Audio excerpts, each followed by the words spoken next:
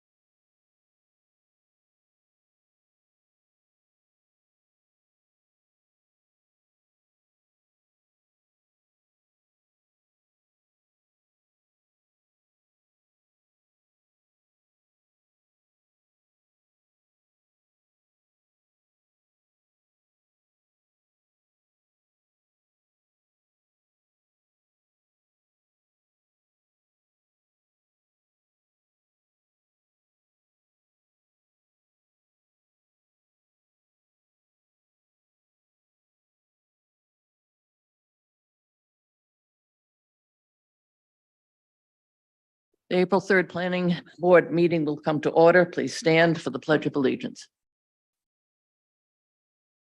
I pledge allegiance to the flag of the United States of America and to the republic for which it stands, one nation, under God, indivisible, with liberty and justice for all.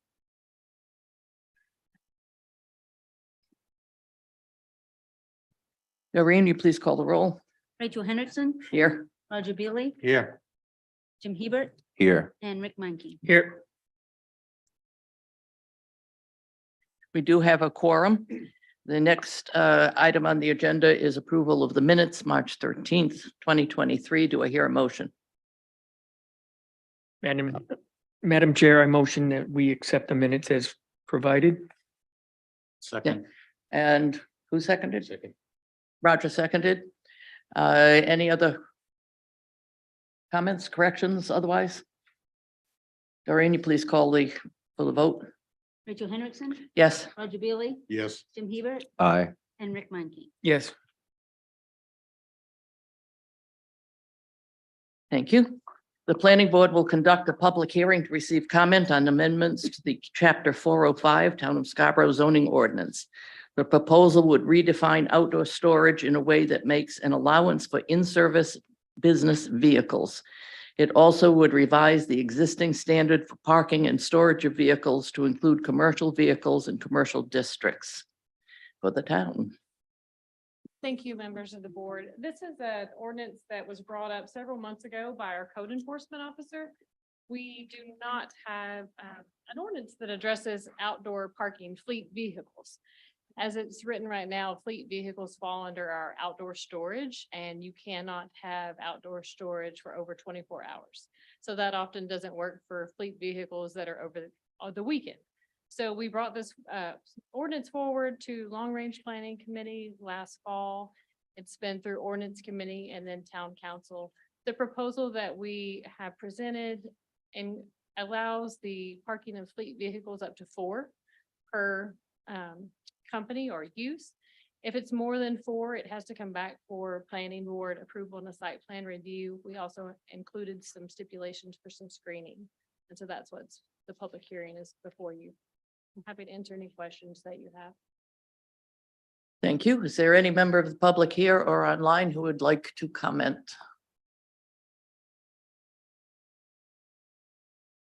Do we have anyone online?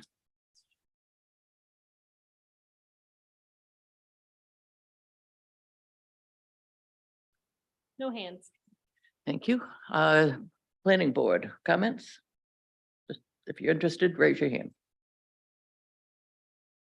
I got 2 no's. Rick? No, it's straightforward.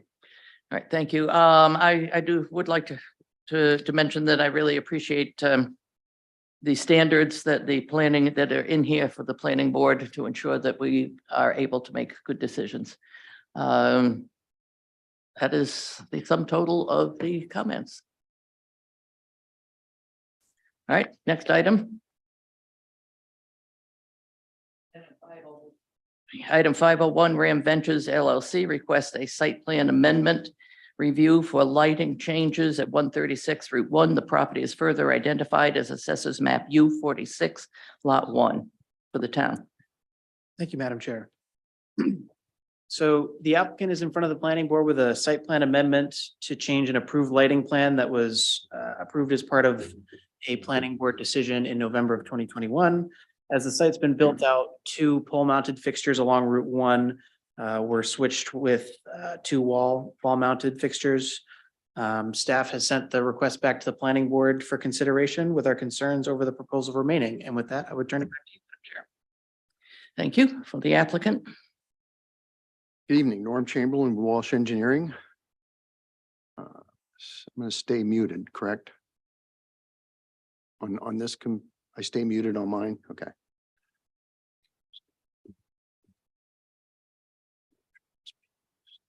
There we go. All right, I'm going to pull up some exhibits so we can discuss this.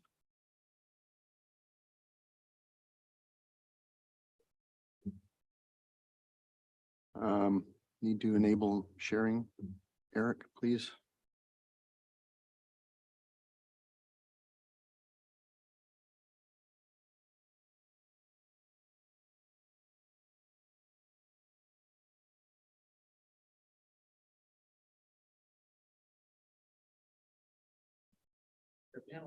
Yeah.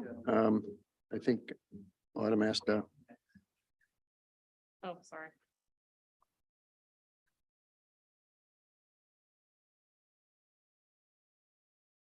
Struggling today. I apologize.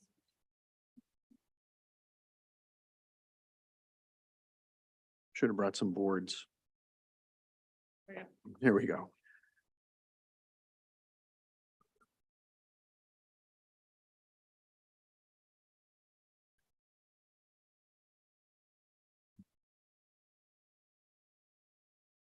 Okay, I think we're ready.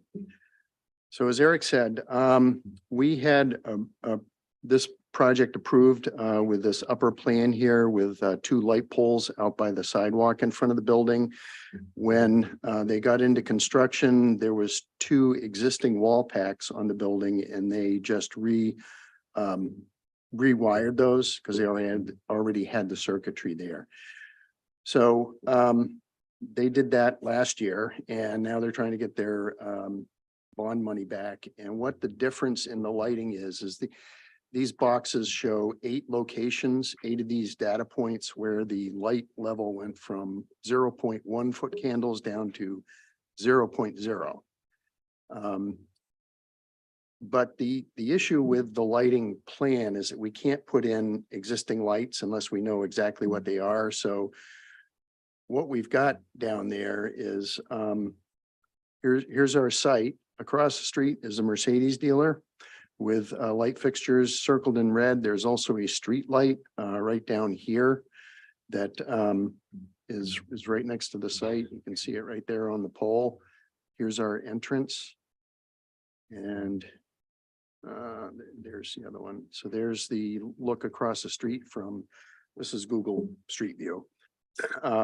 So we've got a lot of existing lighting down there, and my point is that the lighting levels that we show on the plan are a lot less than what's out there, because you go out onto Route 1 in this area at night and it's going to be fairly bright. So I don't think that in actuality, we have 0 foot candles. It's just that we can't model it because we don't have those fixtures across the street.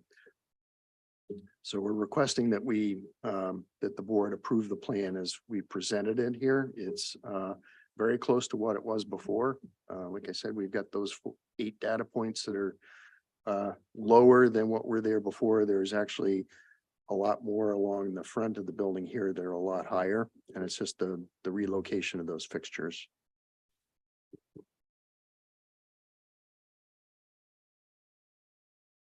That's all we have. Okay, wanted to make sure.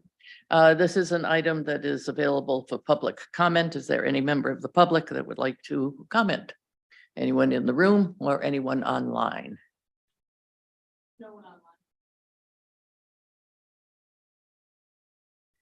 No rush to the podium in the room. The public comment period is over. And we'll turn this over to the board. I'm going to start down at the end with Rick Meinking. Rick? Thank you, Madam Chair. I'm confused here a little bit given the updated photometrics. That's the one I'm looking at now. I'm assuming that's the one that you're adding the wall packs on. That is correct. I'm concerned about that area that on your previous plan, you show the relocation of an existing pole. You moved it from one corner to another corner on that old print. There was foot candles in this area. But with the updated photometrics, it's gone to 0. Do you know what I'm saying? I'm not sure what pole we moved. There was. Is that at the rear, Rick? if I- Yeah, at the rear. Yeah, Yeah. Oh, at the, yeah, so. You eliminated a fixture that was in one corner, you moved it to the other corner. Yes, And then I look at the updated photometrics and that whole area is now 0. right. And there's several light poles out back that we have the same problem with. We can't model those. But you Because we don't- modeled it the first time. No, there was there was other lights there. Well, yeah, you moved one, but there was lighting there that registered. Yes, because we had proposed a new pole for that location. You there is a- moved a yeah. pole. And there is an existing one right there by the dumpster. Why is this updated photometrics showing 0 on parking spots then? I guess I'll just put it that way. In the back. Yeah. Because it doesn't show the lighting fixtures that are out back there. There's 2 or 3 pole mounted light fixtures out there lighting up that parking lot that were not part of our light model. But yet it was modeled the first time. That's what's Because confusing. we had shown a new one there. And what they decided to do was just leave the old one. It was in So the, you didn't move that light fixture. we didn't move it. No, we proposed a new one and they left one that was there. So we don't have lighting shown for that area because we don't know what that light fixture is other than it's an existing light fixture. So we can't put it into the model here. Well, I'm not comfortable in seeing a updated photometrics where there's 0 light in some key parking areas in that whole area. So Madam Chair, I'm uncomfortable with that. I'm also a little uncomfortable with not knowing the how do I want to say the min max, the uniformity, the ratio, 12-to-1 is good. But you didn't provide that information on the summary chart, so I don't know what the uniformity is. The uniformity of the The lighting max across min, you put non-applicable or NA in both the average min and the min max. The min max Yeah. tells me the overall distribution, the evenness of the lighting on the site. And without having that, I can't tell if there is indeed. I'm just not comfortable with seeing a photometrics that has 0. If you can go up there and you can look at that bulb, you can look at that fixture and probably Well, get a that's- photometric shot. Yeah, this is the problem we have. So if the board isn't going to approve the plan the way we presented, because there's a whole bunch of lighting out here that isn't part of this model. Our backup plan is to go get a light meter and go out there some evening and take some light levels, and we can develop a plan that shows what the existing lighting is out there. And I can guarantee you it's not 0, especially out on the front side of the building.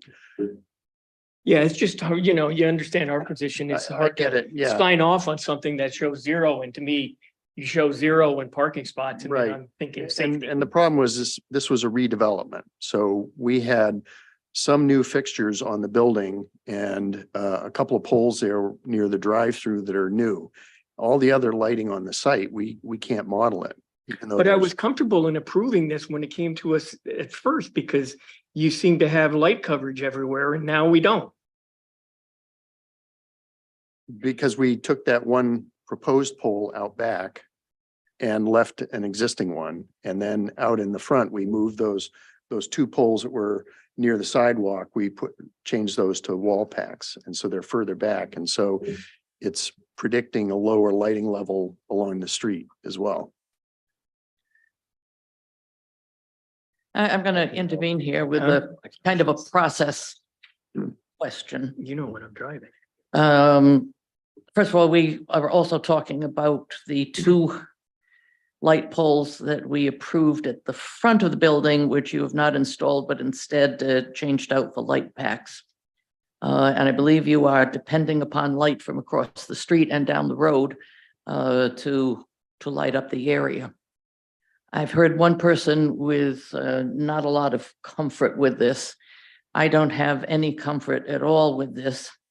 And let me inform you that if we turn this down, you cannot come back to us for 12 months on Right. this. Right. And so that's If why, you withdraw it or ask for it to be tabled and come back to us with a complete process, complete plan, something that addresses Rick's concerns, something that conforms with what the staff has been talking about, and I would be happy to express additional concerns that I have. This might go a lot better for you. So I'm going to ask Jim to speak and then Roger, and then you will have an opportunity to say something. okay. I think, Madam Chair and other members of the board, a lot of times with the software, if you have a 0 value, it won't produce that max min or average min because it's trying to divide by Right. 0 and gives that NA value. So perhaps in the calculations, if you can turn off those, turn off the 0 marks to get an average min or a max min calculation to satisfy my colleague here. One suggestion I might have, I personally, as a lighting designer, I think that I'm not too concerned with the darkness in the back corner of the parking lot, only because you're saying that there are existing poles back there, and generally those do send out a lot of light, and it is very difficult to model an existing fixture when you Right. don't know exactly what's on, what it is. It could be 8,000 lumen outputs or 16,000 lumen Right, output that's- fixture. What I might suggest is again, to satisfy the concerns, my colleagues, just physically calling out where those locations are on here and a rough estimate of how tall the pole is, whether or not the existing fixture is an LED or if it's a metal halide or high pressure sodium.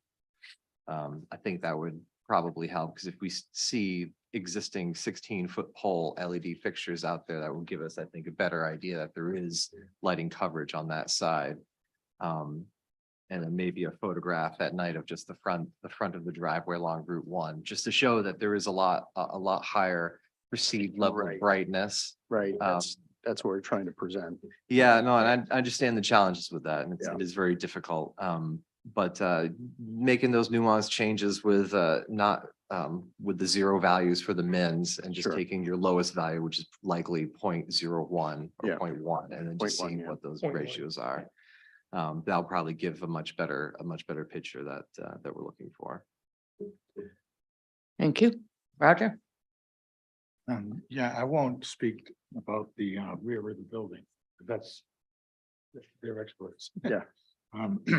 But pertaining to why I think you were here initially was because of the front of the building. Right. And I don't think there's a big problem with you using the wall packs versus the poles, because I agree with you, there is a lot of lighting out there. And I don't think that should be a problem. I mean, let me ask you this, the wall packs, the lights that were there before, is it the same level of lighting now? No, they're new wall packs. They moved them. They're actually higher. on the wall. They used to be between the windows and now they're up above the windows. Okay. So pertaining to that, so I think there's two issues here, Rachel. There's one is pertaining to the lighting throughout the whole property versus the discussion about the front of the building. Yeah, the question that I believe you're correct there. The question that Rick raised was the parking lot more in the rear. What is before us is the fact that we approved in 2021, we approved a plan for 2 poles, and the applicant has declined to put in the 2 poles and instead has put in 2 wall packs, which according to the staff, the plans for the site were already less than the town's minimum lighting standard. And this request would further reduce the average lighting levels. And whether that would be a safe standard. So there are 2 issues, one of which is specifically before us in terms of the absence of what was approved, the poles, and the substitution by the applicant of wall packs without our approval. So this is kind of a, please excuse me, but this is what I did, permission application. So Roger, do you have, I'm all set. okay. I think you can tell by my comments, probably where I stand on this. If you want to vote, we'll do a vote. If you want to table. We would like to request that it be tabled and we can provide some additional information for the next meeting. Or a follow-up meeting. Or a I follow-up. wouldn't Yep. necessarily tie yourself to Yep. the next meeting, just in case, but you will resubmit, paying attention to everything we've Yes. talked about and what the issues are. Yep. All right, thank you. Item is Thank you tabled very much. at the request of the applicant.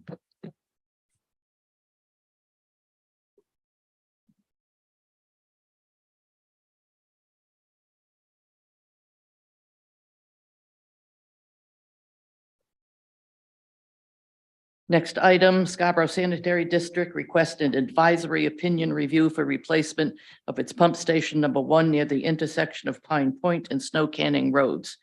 Since this is an advisory opinion review, there will not, is no necessity for a vote on this. Thank you.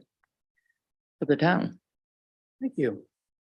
So the Scarborough Sanitary District is proposing to replace its pump station number 1, as Rachel had mentioned, at the intersection of Pine Point and Snow Canning Roads. The project would involve demolition of existing equipment, some site work with yard piping, installation of a new wet well and an outdoor generator, and a new control building.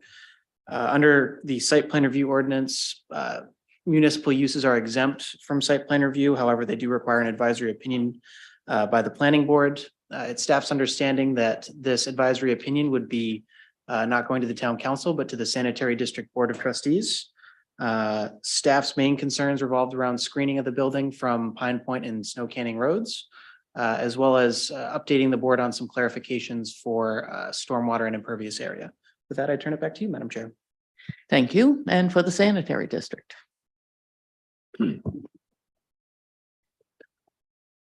Wouldn't you know, the computer crashed right as I stood up. So Of course it did. I'm re-logging in, but my name is Steve Clifton. I'm an engineer with Underwood Engineers here representing the Scarborough Sanitary District. And with me is Josh Roy, a chief operator of the treatment plant. David Hughes couldn't make it tonight. He had a family commitment, but he sends his regrets. All right, well, hopefully I'll be able to log in here.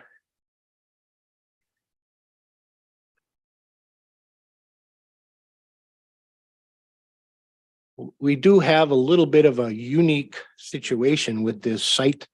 It's actually located within the main DOT right of way. So.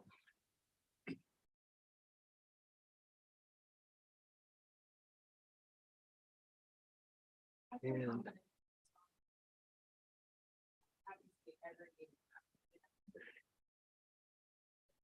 Yeah, I have to join into the Zoom meeting. I apologize for the delay. I had it all set up and then it crashed.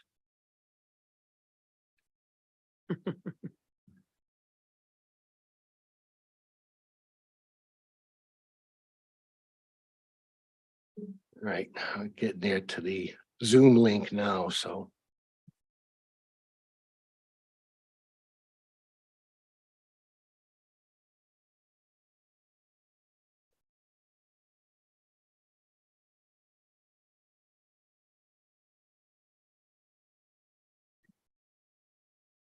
Right.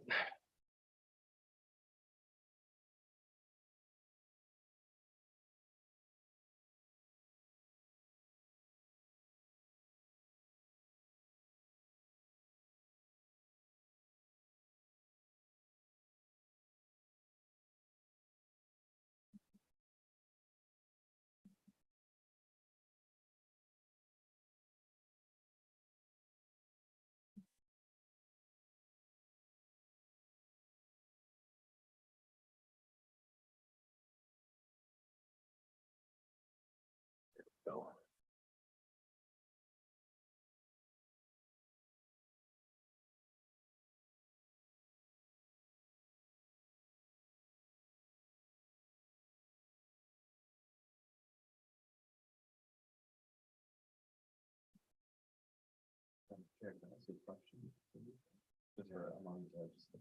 And Eric.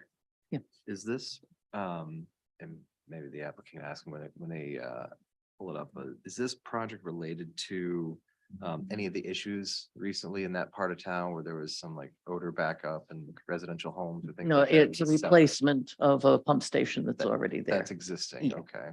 Gotcha. Part of like a capital improvements plan. Hmm?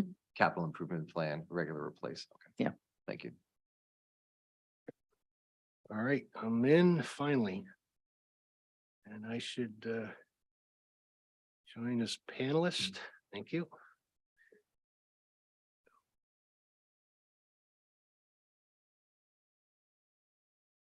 And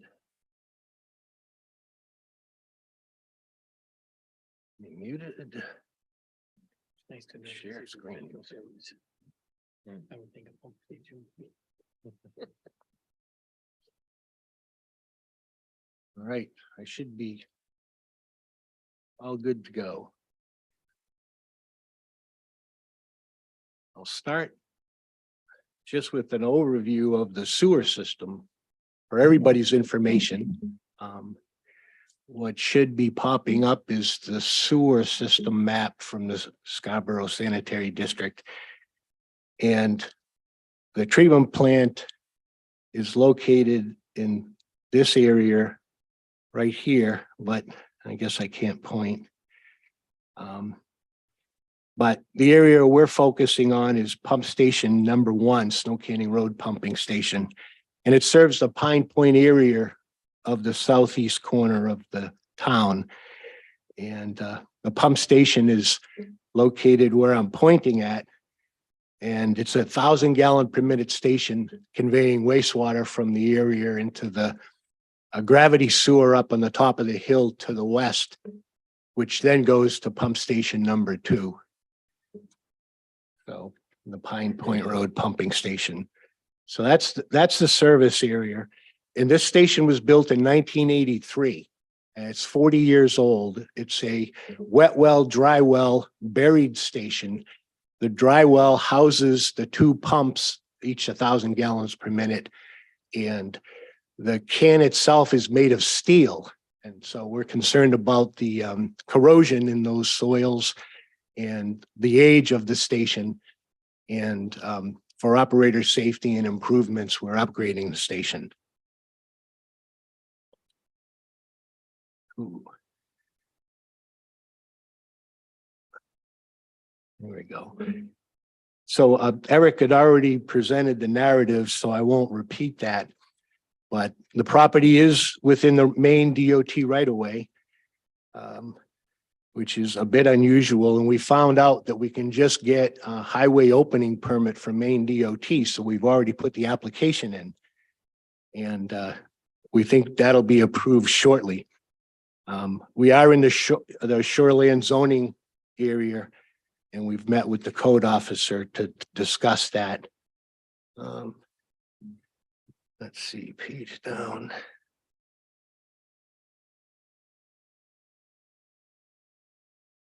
All right, why isn't it,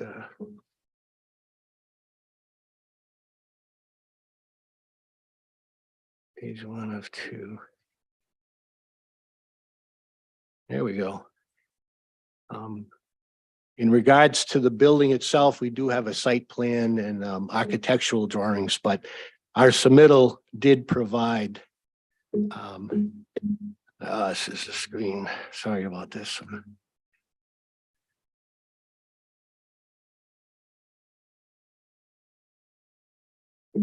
Yeah, it's just a small building that we're housing the motor control system for the pumping station. And the floors are raised up so that it's above the 100-year flood elevation by 1 foot. In regards to the lighting fixtures, they are, we did submit something on the lighting fixtures. They are dark sky compliant, and the submittal covered that area. As far as electrical goes, we are providing a new power transformer on the poles and underground electric to the station. And we've already been in contact with Central Maine Power regarding that. And then in regards to landscaping, what the district has discussed is providing a bid item for landscaping and carrying that in the bid proposal for the contractors to bid on. And we'd carry a stipend of $15,000 to $20,000 is what we discussed.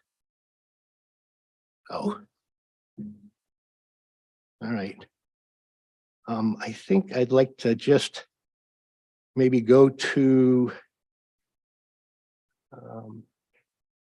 the existing and proposed site plan. I think this does demonstrate a pretty good idea of what we're doing and what I wanted to talk about. And I'll try to zoom in. The existing station area is shown in red. And it's an existing station, a small footprint right in the right of way. And what we're doing is we're trying to build a new station while maintaining the existing pumping station. And so it was very difficult to make sure we could maintain it. We're actually having to relocate the electrical controls. And by doing that, we can build our wet well, our new wet well, and then our building after the wet well is built. So in order to do, keep the existing going and provide new, we ended up with a little bit bigger area. And that's shown right here. So as far as runoff from the impervious areas, we do have a swale to the north of the station, and that swale would convey the wastewater into an area where we have a catch basin dry well, and that would provide some treatment of the entire new proposed site and basically seep into the existing soil area in that location. So, and then just wanted to mention, memo. We did provide some calculations in draft to the staff. And, I just wanted to point out that our disturbed area will also include the existing pavement, which we're going to demo and then loam and seed. So that 9,380 square feet is the disturbed area that includes the existing paving. So with that, I guess I'd open it up for questions or. Thank you. It is an item that is available for public comment. Is there any member of the public in the room or online who would like to comment?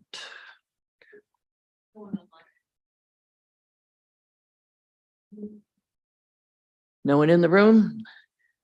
Public hearing is over. Turn to the board. Just Whoever wants to go. Jim? Thank you, Madam Chair. First off, it's great to see this being replaced after 40 years. Not many things last that long, so certainly something that needs to be addressed and looked at right away. So thank you for doing that. Is this sized for future growth? Are you anticipating any future growth in this area? Is the pump increasing in its capacity and pumping capacity and storage capacity? Well, it does serve the area and we're matching the capacity of the existing pumps. And they've never had an issue with those pumps running excessively. So I would say, yes, it completely serve that area. Josh, I don't know if you know of future growth in that area, but Right now, that station, I think, pumps 80 to 100,000 gallons a day. And typically they do plus pump stations. So they have two pumps, one for redundancy always. Yep. Excuse me, I think you need to go up there to say that so folks online or who end up looking at YouTube can hear what you have to say. No, what I was saying is that station does 80 to 100,000 gallons a day currently.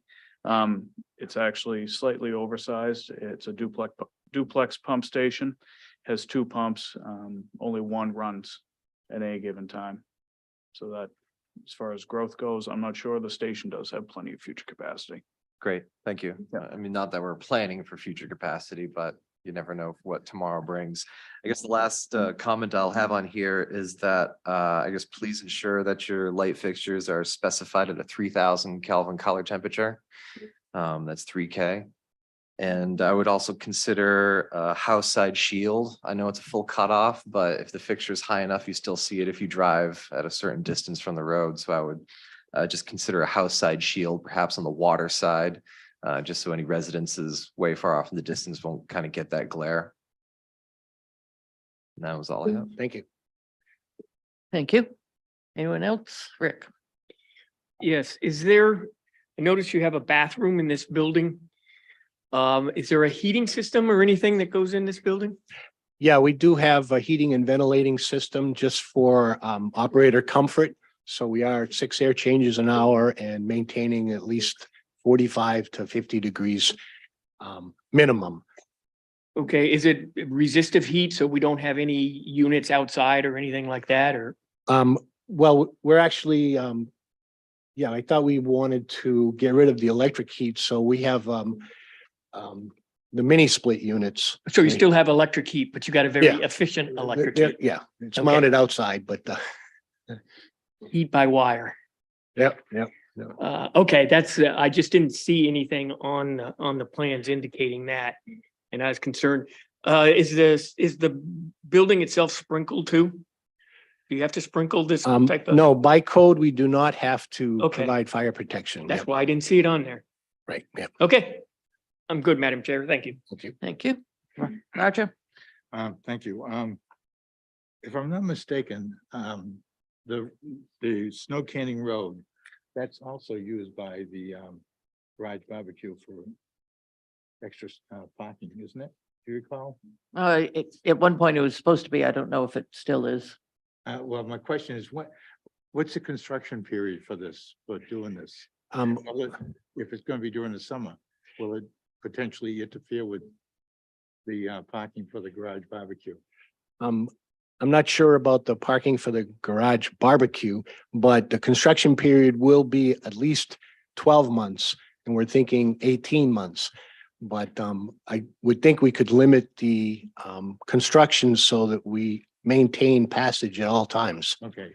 Yeah. It's just if I recall, it's overflow parking for the restaurant down there, so. Yeah. And I don't have any other further questions. All right, thank you. Was heartened by the fact that you really are going to pay a lot of attention to landscaping. That was the only comment that I had, the concern with the landscaping. And I understand, I note here that the staff had a question about an increase in impervious area and stormwater management. Yeah, I touched on it briefly, but this site that I'm showing, basically we increased the size because we added a building and we also needed to build build anew while leaving the existing in place. And so that increase in impervious area was about 1,300 square feet. And before, runoff would just go onto the grassed areas. Now we're actually conveying all the runoff from the proposed site through a swale that has about 0.5% slope, and then into a catch basin dry well in which we can get treatment, removal of phosphorus, nitrogen, and TSS. So yeah, we believe that we can handle the flow from a 1-inch storm of about 3,000 cubic feet into that swaled area where the proposed catch basin is. All right, thank you. I have no additional questions. The staff will work on a memo, advisory opinion memo for the sanitary board. I'll take a look at it and make sure that you folks get it. Thank you very much for the Yep, work thank you, you ma'am. do for us. And apologize for the crash right at the beginning. So, That's the gremlins are out. all right, thank you very much. I do want to remind folks that sometime around 8:30, we do try and take a 5-minute break. And also, given the size of the stack of applications that we have, we do not take up new items after 10 o'clock or starting at 10 o'clock. So at some point, you might want to see if you are come up later in the agenda, you might want to come to a decision as to whether you stay or wait and simply have us hold over your application. Thank you.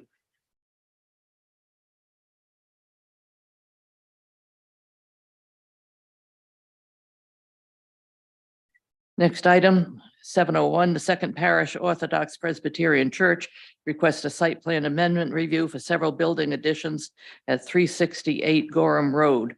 These include storage space and an enclosure for a diesel-powered pump station to power sprinkler systems. The property is further identified as Assessors Map R19, Lot 21 for the town. Thank you, Madam Chair. So in May of 2022, the planning board approved a site plan amendment for the church here to include about 1,500 square feet of building addition space. The applicant has now worked with their building and construction team to come up with a configuration that's about over 1,900 square feet. This will also need a pump house and pump for the sprinklers. Staff's primary comments revolve around the landscaping for the project.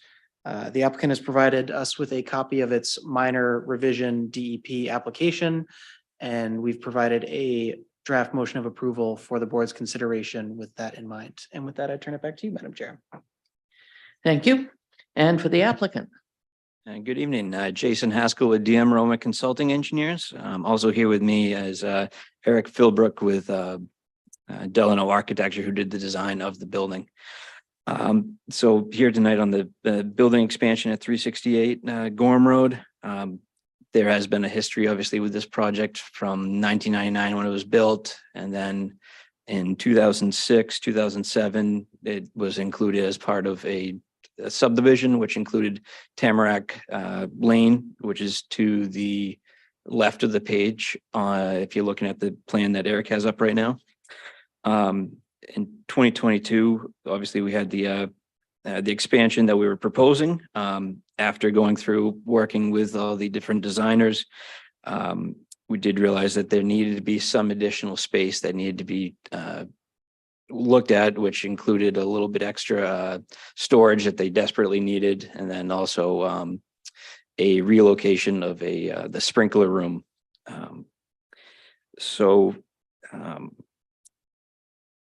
As a result, the size did increase by 364 square feet, so which is why we're in front of you today. The biggest change, not only the building expansion, but also is the increased, I guess, what's the word I'm looking at? Upgrade sprinkler system. We required a 15,000 gallon fire tank to to be installed behind the building. That'll all be underground, but it'll be serving the sprinkler system, which then to get the water from underground to the sprinkler system would be a powered pump to get everything up into the building and to provide the level of service that it's needed. And because it's a little far out and there's lack of three-phase power in this area, that's the reason why it needed to be diesel run. It's the diesel tank. It's a 120 gallon storage capacity, but it is a dual walled tank. So it's definitely a leak preventative, if you will. So staff has come up with a few comments regarding the first one was landscaping. Any project over 2,000 square feet of building expansion requires a landscape architect to stamp the landscaping plan. We are just, looks like we're 118 square feet over that the 2,000 square foot threshold with the inclusion of the sprinkler system pump house building. So we are requesting a waiver of this standard. We've gone through and really currently there's not much for landscaping out there. There's a few hedges around the turnaround area, and then to the, I guess it'd be the upper right of the screen, there's some screening trees, a lot of evergreens that are screening the there's a propane tank that's out there, the transformer, that's all screened from the road in the parking lot for the most part. We are actually proposing more landscaping that's out there than what's out there right now along the areas of construction. So we're providing some flowering shrubs, flowering trees. The final design of this will be actually done by the nursery that is going to be providing the plantings. So they'll have an idea of what is going to be required, what the types of soils in the area are, and they'll all be native species based on what's available at the nursery. So we are requesting that waiver. The applicant is, we're also wanted to confirm that there is over 15% landscaped area within the existing parking lot. It's closer to 30% when you look at the entire parking lot and what's out there. We do understand that we need to work with the fire department and the codes office with any building and fire protection code requirements and any permits that's needed. Pretty much as soon as we get approval from the planning board, that'll be the next step, is going in front of codes in the fire department to ensure that what we've gone through and designed does meet all the applicable standards. And as Eric touched on, this this project is subject to a stormwater permit from the Maine DEP. The original proposal for this, when we were working with DEP back in 2022, was a much larger expansion. And before we brought it to the planning board, we got approval for a much larger expansion. And then in that process between when we got DEP's permit and the submitting with the town, the building expansion was decreased. So we have an increase with the planning department, the planning board, because of what was shown to the planning board at the time. But what DEP saw was something that actually was significantly larger of an expansion.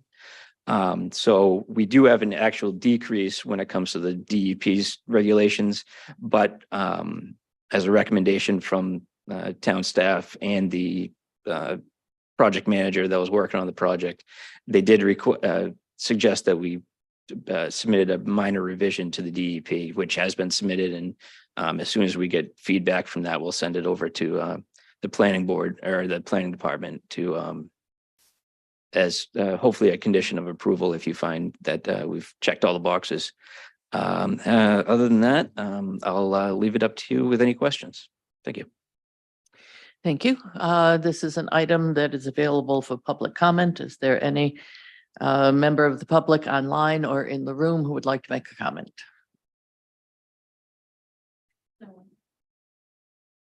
And apparently no one in the room. The public comment period is done. And I turn this over to the board. Roger, let's start with you. Okay, first with the waiver request. I would have no problem with that, on that request. It seems to me that, that he mentioned a number of, steps that he still has to go through, like, you know, that you want to get together with the planning department to finalize.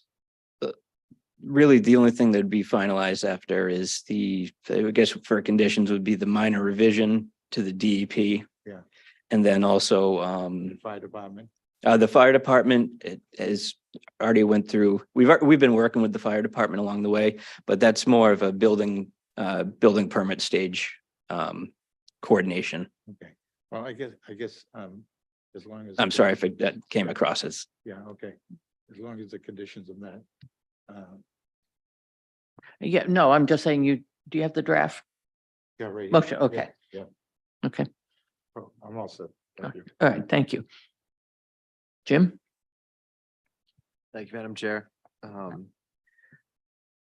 don't have any issues with the waiver. Just one quick question. How often will this pump run? Theoretically, will the pump only run if the sprinkler system's actuated? there is, I want to say it was every 2 months, they do a test run because it's a mechanical device. They want to make sure it's gets worked out every once in a while. So not, obviously none of the water will get circulated or anything like that. It would just be running the pump routinely just for short spurts. Great. No, well, that was part of my second question. I would suggest any OEM required testing of the pump, if we can limit that to business hours, middle of the week. Oh, definitely. Yeah. Just because of the density of the residents in that neighborhood.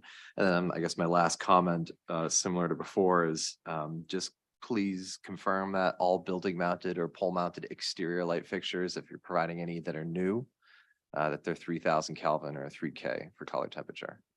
Definitely. Thanks. That's all I have. Thank you. And Mr. Meinking. I don't have anything to add. I was looking at this at home.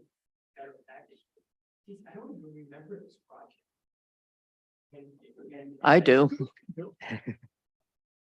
But no, what you're doing here doesn't seem too extreme. Everything's pretty cut and dry. So I don't have. Thank you. Well, I do have something, and that is on the waiver, and I understand, I sense there are 3 folks who have no problems with it. And I simply, I do. I have searched my mind, and I cannot recall any time in the 6 years I've been on the planning board that we agreed to a waiver on the landscaping. Well, we are providing landscaping. No, but on the, sorry, on the architect stamped landscaping.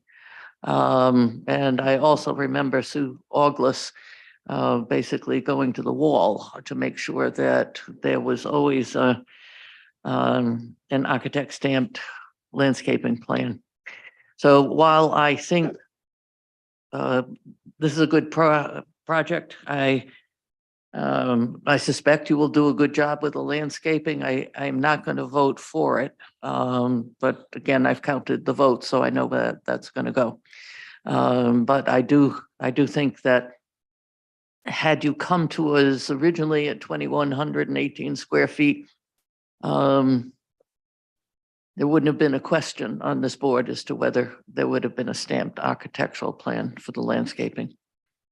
So saying that, I have no further comments. Board ready to vote? I do have a motion.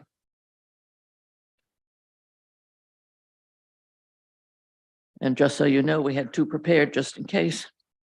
I move to approve the plan, the project titled Church Renovation and Expansion proposed by Second Parish Orthodox Presbyterian Church as depicted on the plan set prepared by DM Roma dated 3/13/23 with the following findings and conditions. Findings: the proposed site plan amendment includes a building expansion for the existing church at 368 Gorham Road. The project would include 1,926 square feet in building addition space and a 192 square foot sprinkler pump house. The construction would also include stamped concrete patios and walkways. Waivers, 1, site plan review ordinance, section F, period, 1, period, for a landscape plan prepared by a landscape architect.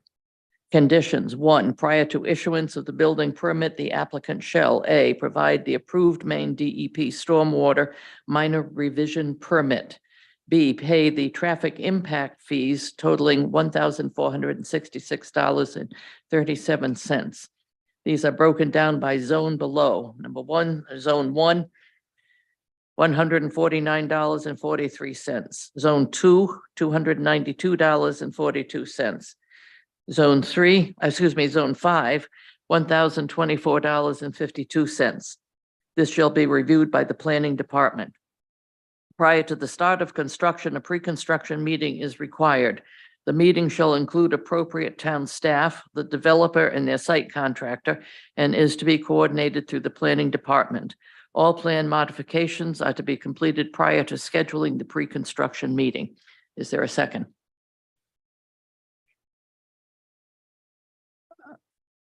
We have to have a second of this motion.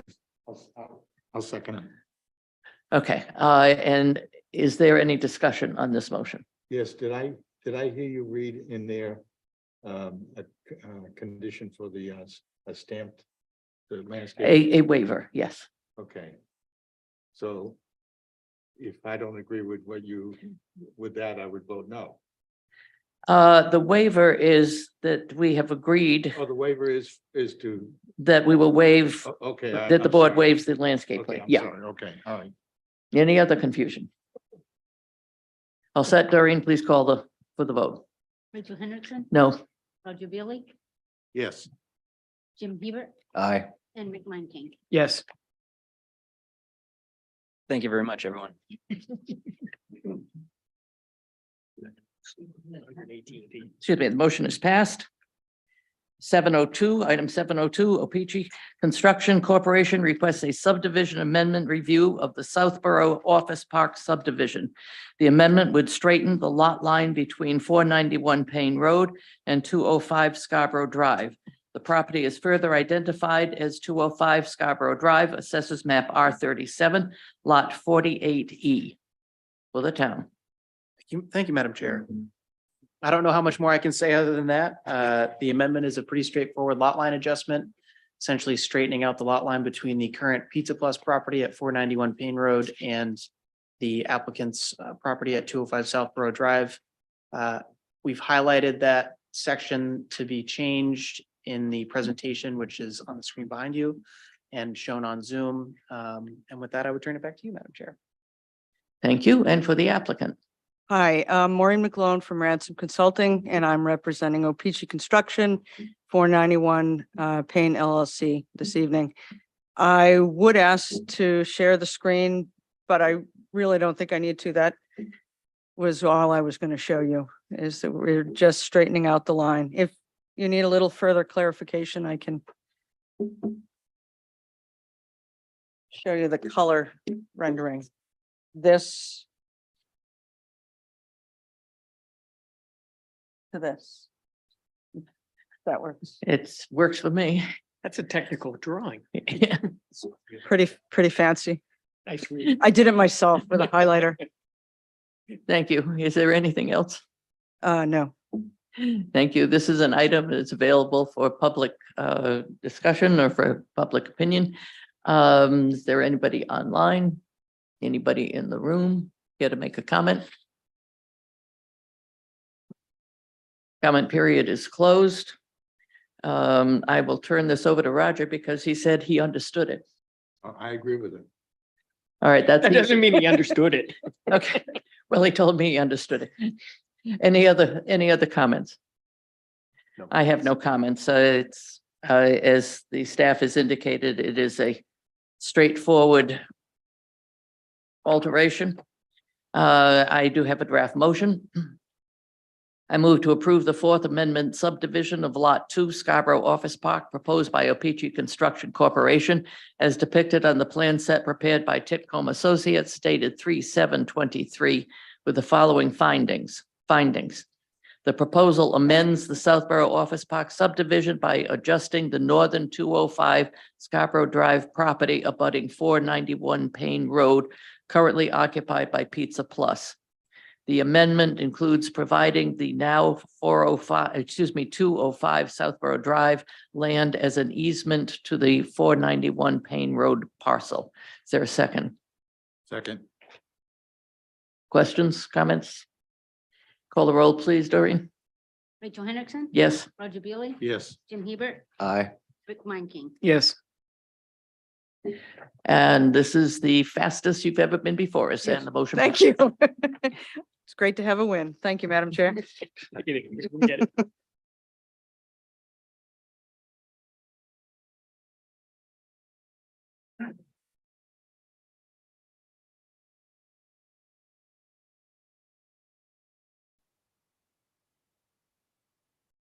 Item 703, West Scarborough Solar One LLC requests review of a 1.99 MW AC utility scale solar system at 720 US Route 1. The property is further identified as Assessor's Map U29, Lot Number 1 for the town.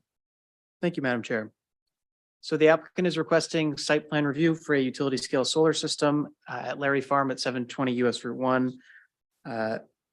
The board last reviewed the project in January of this year, with the applicant noting that it would like to conduct test pits to ensure that stormwater can infiltrate onto the site. Since then, the applicant has done those test pits, which indicated that the soils would not infiltrate. So a stormwater system has been designed accordingly. The applicant has requested 2 waivers, one for a traffic analysis and another for a lighting plan. Staff's main concerns revolve around the addressing of the property and the separate array, making some small tweaks to the stormwater design and keeping the access road clear for emergency vehicles for winter months. A motion of approval has been provided to this effect for the board's consideration. And with that, I turn it back to you, Madam Chair. Thank you very much. And for the applicant. Good evening. I'm Holly Ganser with New Leaf Energy. Hello again, everybody. So as Eric mentioned, since the last time we were in front of you, we performed an infiltration test at the proposed location of the infiltration basin. And we actually found that the soils infiltrated too quickly to meet DEP standards. So we adjusted our design to, instead of being an infiltration basin, to a detention basin. Because of that, we do have in our proposed condition for the 2 and the 10-year storm, a slight, very, very slight increase from our existing rates on the site. It's a 0.01 increase in the 2-year storm and a 0.02 cubic feet per second increase in the 10-year storm. We feel that that is very minor on a site like this. And with our peer review, Haley Ward agreed that no further mitigation efforts of that would need to be here. Besides that, that's kind of the only changes that we made to this project since you guys last saw it, so that I open it up to questions and hopefully we can get an approval tonight. Thank you. This item is subject to public comment. Is there any member of the public online or in the room who would like to make a comment? I see Mr. Fengler has raised his hand. Please state your name and address. Wallace Fengler, 233 Holmes Road in Scarborough. I'm concerned about the water quality. And I was doing research. The Clean Water Act includes under pollutants heat. And what I've found out since the last time when I was up here is those solar panels, according to an engineer that I just talked to yesterday, 20% of the solar energy is used for making electricity, and the other 80% is either reflected or absorbed. And he's got solar panels on his roof. And when after the snow is on there, it melts and slides off. So I've already answered one question, and that is that those solar panels do add heat to the water. Then I was reading through the different engineering memos and stuff, and they said that the flooding would be minimal. And I would like to remind the board that the old Blue Point Road culvert washed out and a man drowned. So there is a possibility of flooding downstream. And I couldn't find in the plans any where it shows that there are two waterfalls there. So there's ledge underneath. And so one of the things that I'm concerned about is water temperature, and the other is the flooding.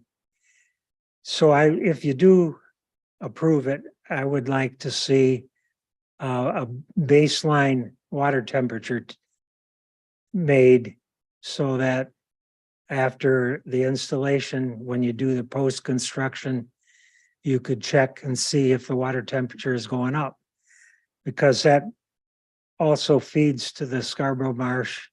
And I'm a clam dig, and I also am a fisherman. So that's where I'm concerned is water temperature and flooding. Thank you. Thank you. We do not have our town engineer with us. Eric, had any comment? Had Angela been able to make any comments? Yeah, so sort of to speak to Mr. Fengler's points, with respect to the heat, the applicant is proposing about a 200-foot barrier between Stewart Brook and the array, which for previous solar projects and in staff's opinion, generally provides a higher level protection and cooling effect on any stormwater runoff in that area. As for this, excuse me, as your 3 minutes are up, Wally. As for the soil types, we've looked at the soil report, and these are well draining soils. The applicant has provided test pits to that effect, as we've talked about. Some of the Haley Ward comments and in speaking with Angela, some of the engineering staff's comments revolve around updating some of the stormwater management infrastructure. I believe the outfall from detention pond P1 in the area of Stewart Brook, we agree that the control of that outfall is certainly critical to protecting Stewart Brook. And making sure that installation of a level lip filler spreader meeting DEP standards will certainly aid in that. So there's some other points that we talked about, that the 1996 storms were, I think it was a 500-year event, and the applicants provided calculations for both, I think it's 2, 5, and 10 year, or 2, 10, and 25-year storm events, as well as the 100-year flood event, which is not required by the town's Chapter 419 ordinance. So if the applicant can work with the staff to get the, I think it was 0.02 CFS increase in those first 2, 10, and 25-year stormed periods, staff is comfortable with the project as proposed. I know that's a lot, so I'm happy to clarify the best I can if the board has questions. Thank you. That is, no, if you could wait for just a moment, Wally. That's why the board really appreciates getting comments ahead of time, as Mr. Fengler had sent to us, because it allows the staff to start to take a look at what some of the issues are, and to work with the project developers. So Wally, if you have something else to say, please come up to the, you still have 1 minute and 7 seconds left on your comments. Okay, if the board does approve it, I would appreciate it if you would require the detention pond to discharge water from the bottom of the pond instead of from the top. And the reason for that, there's already one detention pond like that on Fengler Road. And there's a baffle, and taking the water out of the bottom is cold water. Taking it off the top is warm water. So if you take it from the bottom up over a baffle and back out, you're less likely to increase the temperature of Stewart Brook. Thank you. Thank you. Does the applicant have a comment? I can just respond to that comment. The Sure. outlet control structure has been designed to outlet out the bottom first. There's an overflow at the top just as an emergency overflow, but it is designed to outlet out the bottom first. There's a level of different control structures set to control each of the storms. All right, thank you. And now the board. Questions?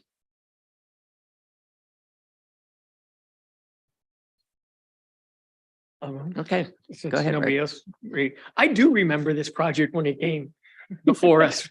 And I'm okay with those two waivers you're seeking. I'm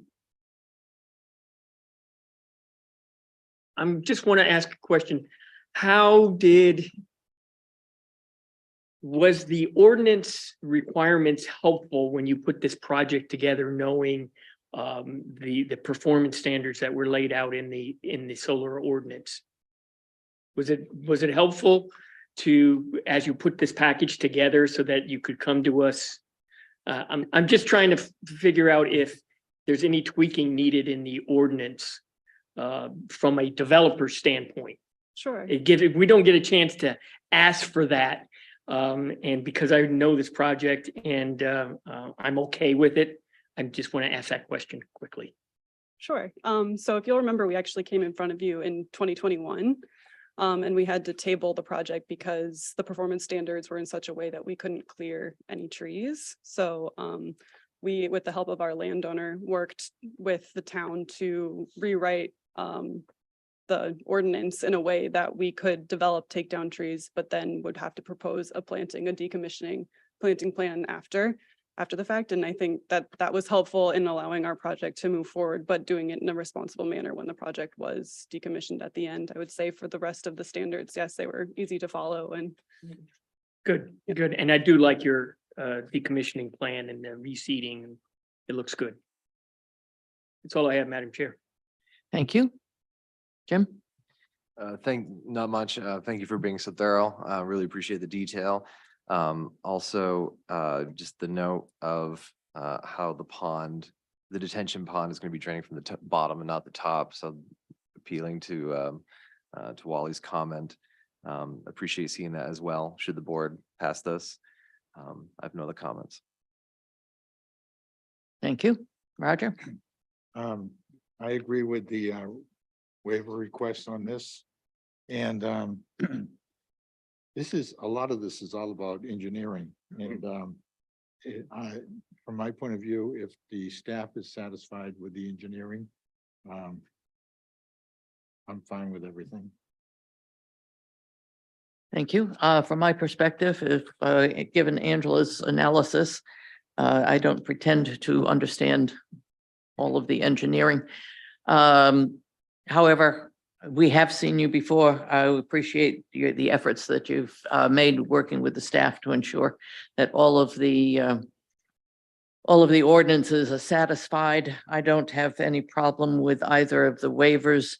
I believe we have a draft motion here that, as I look at it, addresses the need. I believe the language covers a couple of the issues that Mr. Fengler had in terms of the applicant working with the staff to ensure that some standards or some areas of concern are met. So I think it does address Mr. Fengler's issues.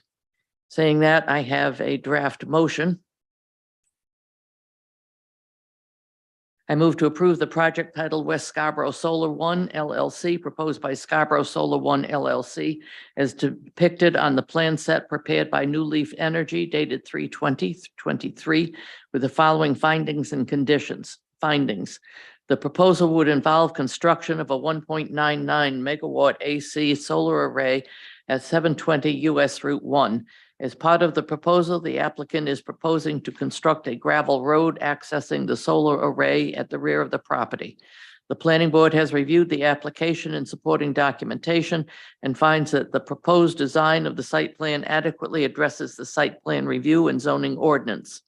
As such, it adopts and incorporates the findings in the staff memo dated 4/3/23.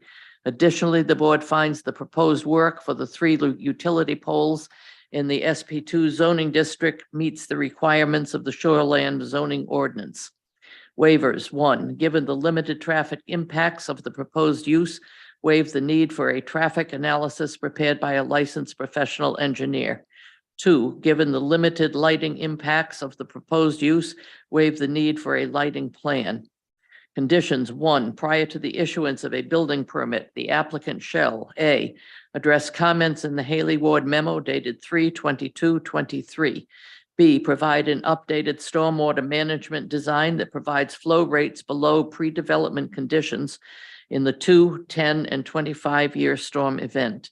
C, update the plan set to include a level lip spreader detail associated with the proposed detention pond 1 outfall. D, provide finalized surety document in accordance with performance standards for utility scale solar energy systems. E, provide an interconnection agreement from the energy provider. F, the applicant shall execute and record a stormwater maintenance agreement with the town. The form of the stormwater maintenance agreement is located in Appendix 1 of the Town of Scarborough's Chapter 419 Post-Construction Stormwater Infrastructure Management Ordinance. G, work with the town E911 addressing officer to establish an address for the solar array. This includes appropriate signage during and post-construction. This shall be reviewed and approved by the planning department. 2, the access road in the array shall be kept clear of snow during winter months. 3, prior to the issuance of a certificate of occupancy, the applicant shall submit evidence in the form of a letter or plan prepared and stamped by a professional engineer who either prepared the post-construction stormwater management plan and its associated facilities, or supervise the plan and facilities construction and implementation. The letter or plan shall certify that the stormwater management facilities have been installed in accordance with the approved post-construction stormwater management plan and that they will function as intended by said plan. 4, prior to the start of construction, a pre-construction meeting is required. The meeting shall include appropriate town staff, the developer, and their site contractor, and is to be coordinated through the planning department. All plan modifications are to be completed prior to scheduling the pre-construction meeting. A, prior to the pre-construction meeting, the final utility layout within the array shall be provided to town staff. Is there a second? I second it. Seconded by Mr. Meinking. Any additional? Nope. Doreen, please call for the vote. Rachel Hendrickson. Yes. Roger Beely, Yes. Jim Hebert, Aye. Rick Manky. Yes. Motion passes. Thank you.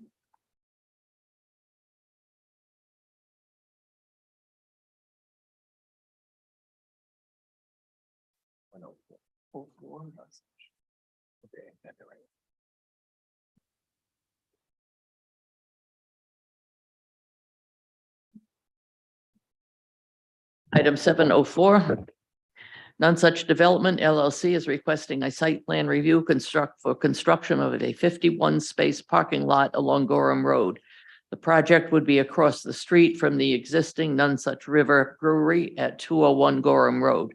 The property is further identified as Assessors Map R38 Lot 1 for the town. Thank you, Madam Chair. So None Such is in front of the planning board with a site plan for establishment of a parking lot across from the existing brewery. The existing brewery and restaurants located at 201 Gorham Roads. This is just across the street from that. The property at 35 Muzzy was recently approved for 120 apartment units by AR Building. And the applicant now holds a purchase and sale agreement from AR Building for a 3.92 acre piece of land directly across the street from the brewery. The project was previously proposed as a temporary gravel parking area. And the applicant is now seeking full approval for a permanent parking lot as it explores future development of the site. Staff has included comment with respect to the required offsite improvements, landscaping, lighting, and wetland delineation for the board's review. And with that, I would turn it back to you, Madam Chair. Thank you. And for the applicant. Yes, good evening, Madam Chair, members of the board. My name is Lee Allen, a civil engineer with Colby Company Engineering, joined tonight by one of the owners from None Such River Brewery, Tim Boardman. I just want to make a brief statement about why we're here. For those of you in town who drive by here when the restaurant's busy, you'll know that there's a lot of parking on the side of the road. Probably not the safest condition, and one that the owners have been acutely aware of since the project was opened, I think, 6 years ago. They are fortunate enough to be able to enter an agreement with AR Building to subdivide off a piece of the 54-acre parcel that's across the street, which of which 17, I think 0.9 acres was buildable. AR Building basically took the Muzzy Road, Gorham Road intersection with their 120 unit apartment complex, leaving this approximately 4-acre parcel that they're in negotiations and purchase and sale right now to be developed into a parking lot. This is step one of 2 steps. The second step is we're eventually going to be proposing, hopefully within the next year, another restaurant with additional parking totaling somewhere around 130, 140 spaces. We're currently working through that design as we speak. Have reviewed all the comments from the town and the peer reviewers, the traffic consultant, Traffic Solutions, and Haley and Ward. Couple of good things that they pointed out.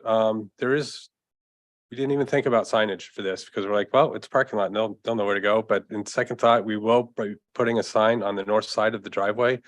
And I believe we can obtain a permit through the code enforcement office once we show you where that location is. There will be sidewalks in this project. We will paint them for this condition. It is the hope that this parking lot will be able to be reused into our future step 2 phase for the restaurant, so we won't have to rip up pavement. So we're trying to put a lot of forethought into what we have out here, so we can just move in and just expand the parking lot and build a restaurant down the road. There's some issues with the lighting plan. Currently, we're not meeting current foot candle standards for the IESNA. What we've been trying to do is put the lights where they will ultimately be located in the future. We're going to certainly go back to our lighting consultant and work with them and see if we can meet the IESNA standard. But understand what we're doing. That future light location will be in a future island for the parking lot in the step 2. Concerns about the culvert, which we have then replaced at recommendation of Angela to a stone sandwich underneath the driveway. We have looked at this a bunch of different ways. I think we're going to raise the grade of the driveway to allow room for that stone sandwich to operate properly. It needs to be brought up about another foot. Looking at the worst case flooding condition, if that wetland were to flood, it can actually only go up about a foot before it actually spills out to the north and to the west. It's completely flat grade all the way back to where it drops down to the Nonsuch River.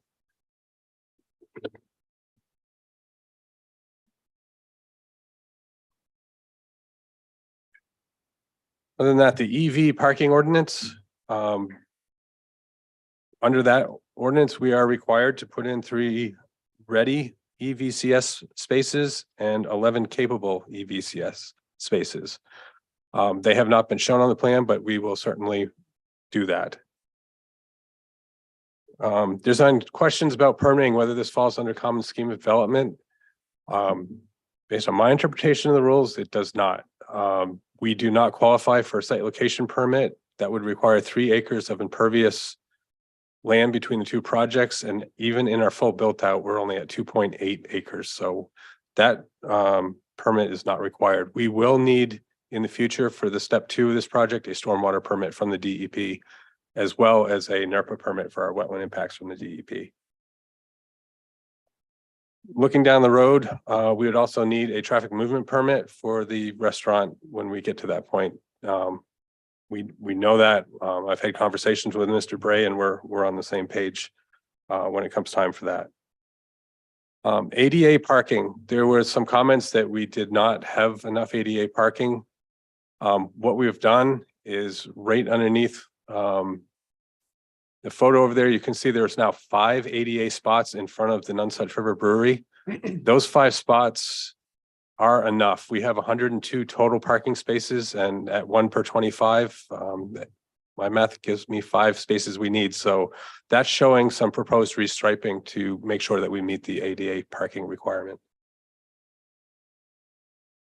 With that, turn it back to the board and happy to answer any questions.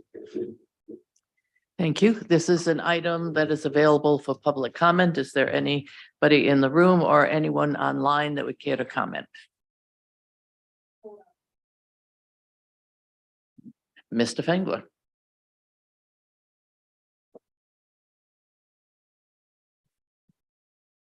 Wallace Spengler, 233 Holmes Road. I looked at the plan and I think that there's a detention pond there adjacent to the parking lot.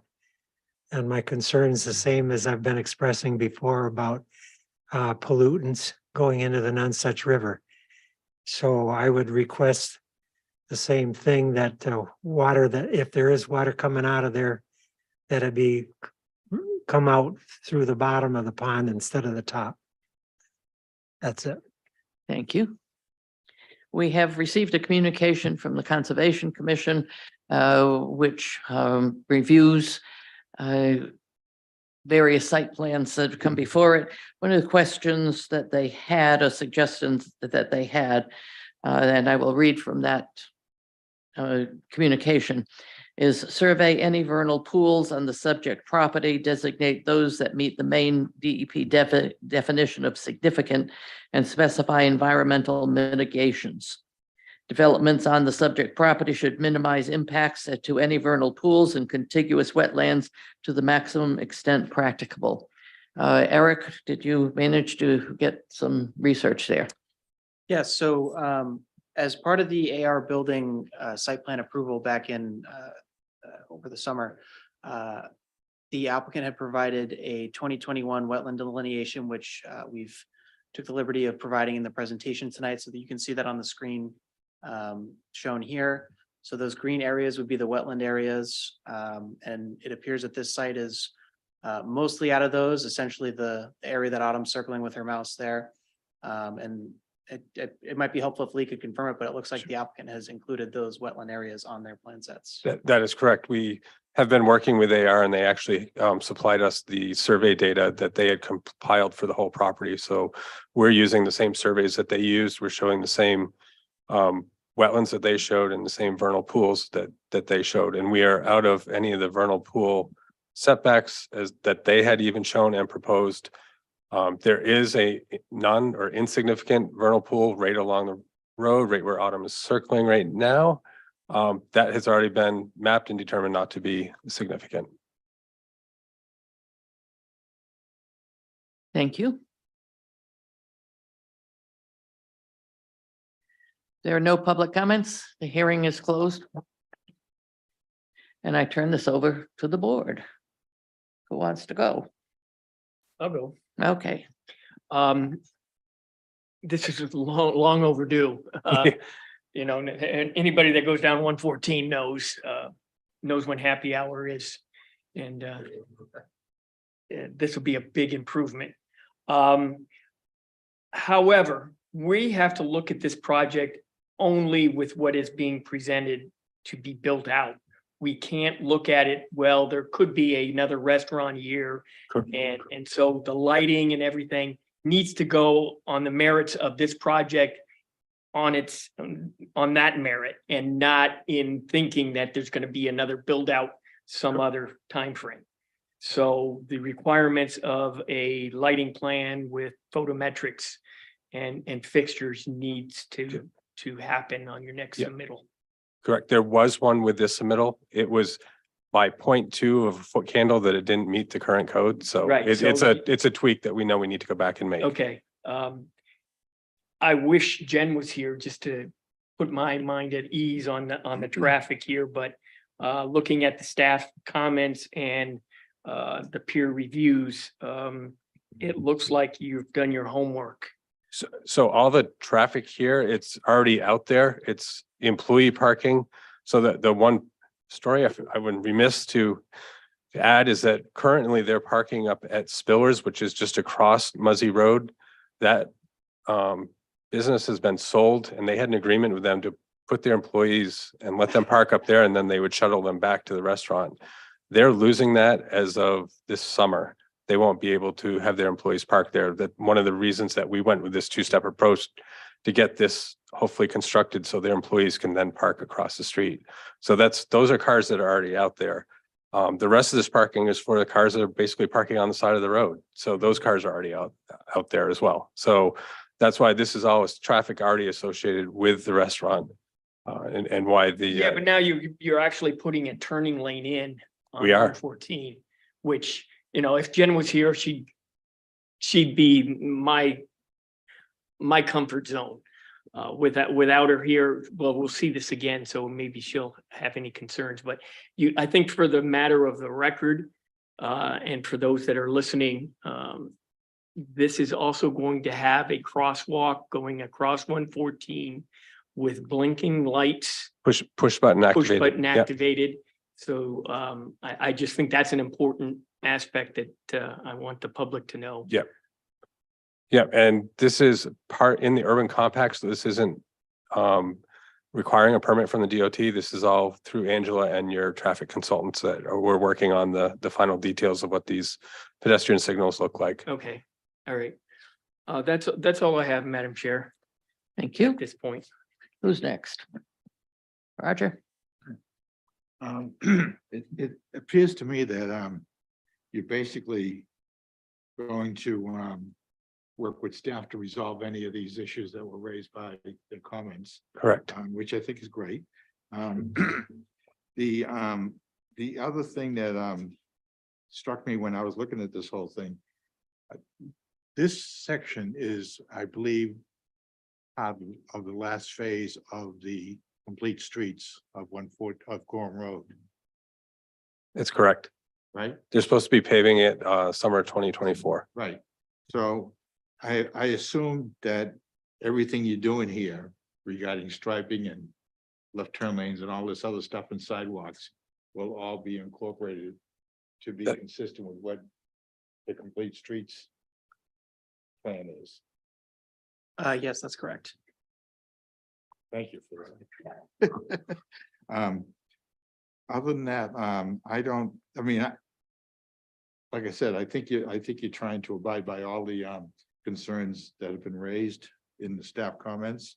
The parking is certainly needed.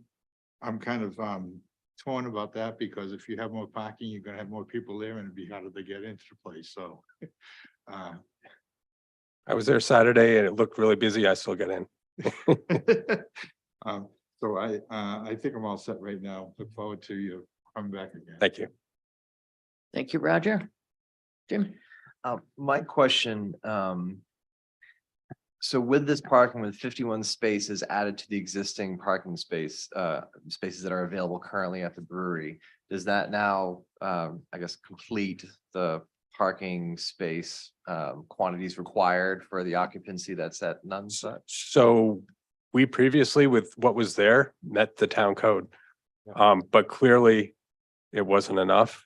Even though we met the code, there was more demand than there were spaces. Gotcha. So this is to accommodate the employees that have been parking away, plus the overflow. We've been driving by and doing counts, and it's roughly about 20 cars on, Friday, Saturday nights. They're parking alongside 114. So as part of this improvement, when we put the crosswalk in, it's also being required that there's no parking signs along that side of the road. So there'll no longer be parking alongside the road. It won't be allowed. Great. And forgive me, I wasn't here on the initial run through of this presentation of this application rather, but there's, from what I'm understanding, future development in this particular space with another business potentially sharing this parking lot, or is this Yeah, parking lot so- solely going to be for none such? So it's None Such is going to propose another smaller restaurant on this parcel. It'll be owned by them. It'll also be a small warehouse for some of their beer canning operations, storage for their brewery. And so then we'll be expanding this parking again, probably by another 80, 90 spots from what's here now. So it'll be a larger parking lot with a brewery. That's the vision for the future. Obviously, we have some constraints where we want to get utilities in the road and get them over here before it gets paved, and we have to worry about moratoriums and that sort of thing. Gotcha. I guess my only comment would be, and I think it was similar to earlier then, is with regard to the lighting, have the lighting set up more for if you were to be stuck with this parking lot, say for the near several year future. And then one option is for accommodating any future feeds that are going out for this parking lot expansion, just bury empty conduits so you have that infrastructure in place. The only concern I have is just about the lighting in this area because of its proximity to some of the residential, Plainview South, and again, using 3,000 color temperature fixtures, full cutoff with house side shields that are just really keeping that any kind of house side shield that just keeps that light spill away from the edge of the property. I know photometrics can say 0, but having those shields on there just adds that extra blockage of your perceived level of brightness. I guess I'm just a little surprised at how large it is, but given the growth that's in this area, I suppose that matches with what the current plan is. So I have no further comments. Thank you. I just want to reiterate what Rick Meinking said, and that is we have to treat this as though it stands on its own, although you may be planning to add to it. We have to look at it by itself. So saying that, I don't recall that I saw any snow storage on site. Now, you may be thinking that you're going to come back to us in June, but So I believe we had indicated snow storage, but if not, that area that's to the, I guess, north and east. There's room which for would be up where? and to the right. That area, correct. There's snow storage. There's quite a bit of snow storage in there. Is that going into the wetlands at all? The grades actually run back towards our detention pond. So if we put it there, it would actually run along the north side of the parking lot and into the pond that's located on the left side of the screen. Okay. Make sure that you really call that out and show that when you come back. I have a suggestion in terms of some of the signage, and that is to ensure that your employees actually have parking. You might want to put some signs up that say employee parking only in there. And while if somebody wants to park and get over to the brewery, they may very well ignore that. It might ensure at least that your staff has a space there. I would also suggest that because you're going to be needing landscape islands, you've mentioned, I think, that you're going to be putting up a lighting pole in the center. Is that what you said? There's 2 right in there with the keynote 13 that are on that plan. And those will ultimately be landscaped islands down the road. Well, we actually require them now. Yep. So instead of ultimately, again, we have to treat this as a finished project, as a standalone. Also, what we tend to do is, we consistently do it, is ensure that there is some sort of a barrier between a parking lot and the edges, especially when the edges are close to a stormwater facility. Yeah, we'll add wheel stops there. Okay, and on the sides as well. Mhm.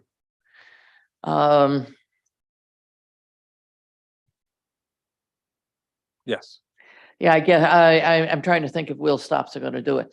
Or usually what we request is something like a landscape boulder or a cedar fence of some sort. So think whether at night when somebody is coming out of the brewery, whether they're going to mistakenly jam their foot on forward on the gas, or as they're pulling in, if they're in a rush, are they going to really see the stops?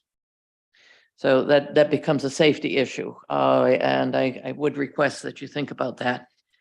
I would like Eric to respond to the issue of the parking spaces, because By the staff count, you need one additional space, and by your count, you don't. I'm happy to speak to that. So, in looking at the calculations, I was looking at it as two 51 space lots. And a 51 space lot requires 3 spaces, so I was looking for 6. But I guess where this has essentially 2 shared parking spaces, I guess that for a 102 space lot, that does require 5 spaces to Lee's point. So it was basically 2 51 space lots that require 6 spaces versus one 102 space lot, which requires 5. So that was the discrepancy there. So you're off the hook.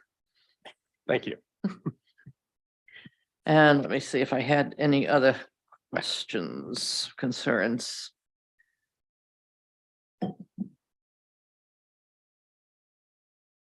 No, I think I'm all set. Do you have any questions for us or the staff? And I urge you to continue to work with the staff. And with, I do not, I appreciate your time and thank you very much. Madam Chair, may I ask Yeah, one sure. more question? Per Walter's comment and the public comment earlier about draining from the bottom of the detention pond, similar to our previous application, is that something that we can accommodate here? We we actually already are. Great. We have a orifice plate over the end of the pipe that forces all the flow from the bottom, 4 Great. inches of the ponds. Awesome. Thank you. Appreciate it. thank you. We are finished with this, and I'm going to, I think we will take the 5-minute break now. I've given the size of the stack coming up on the project next to us. We would go long past 8:30, I would suspect.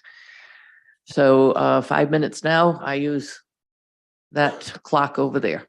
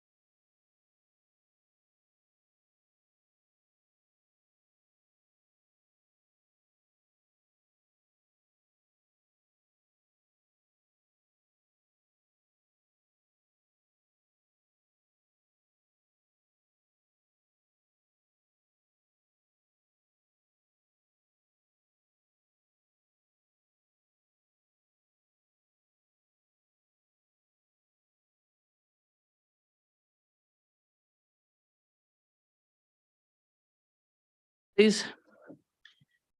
Next item on the agenda, 7.05, MEVS Solar requests the review of a 1.95 megawatt AC utility scale solar system behind 22 West Beach Ridge Road.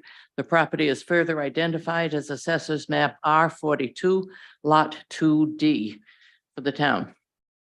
Thank you, Madam Chair.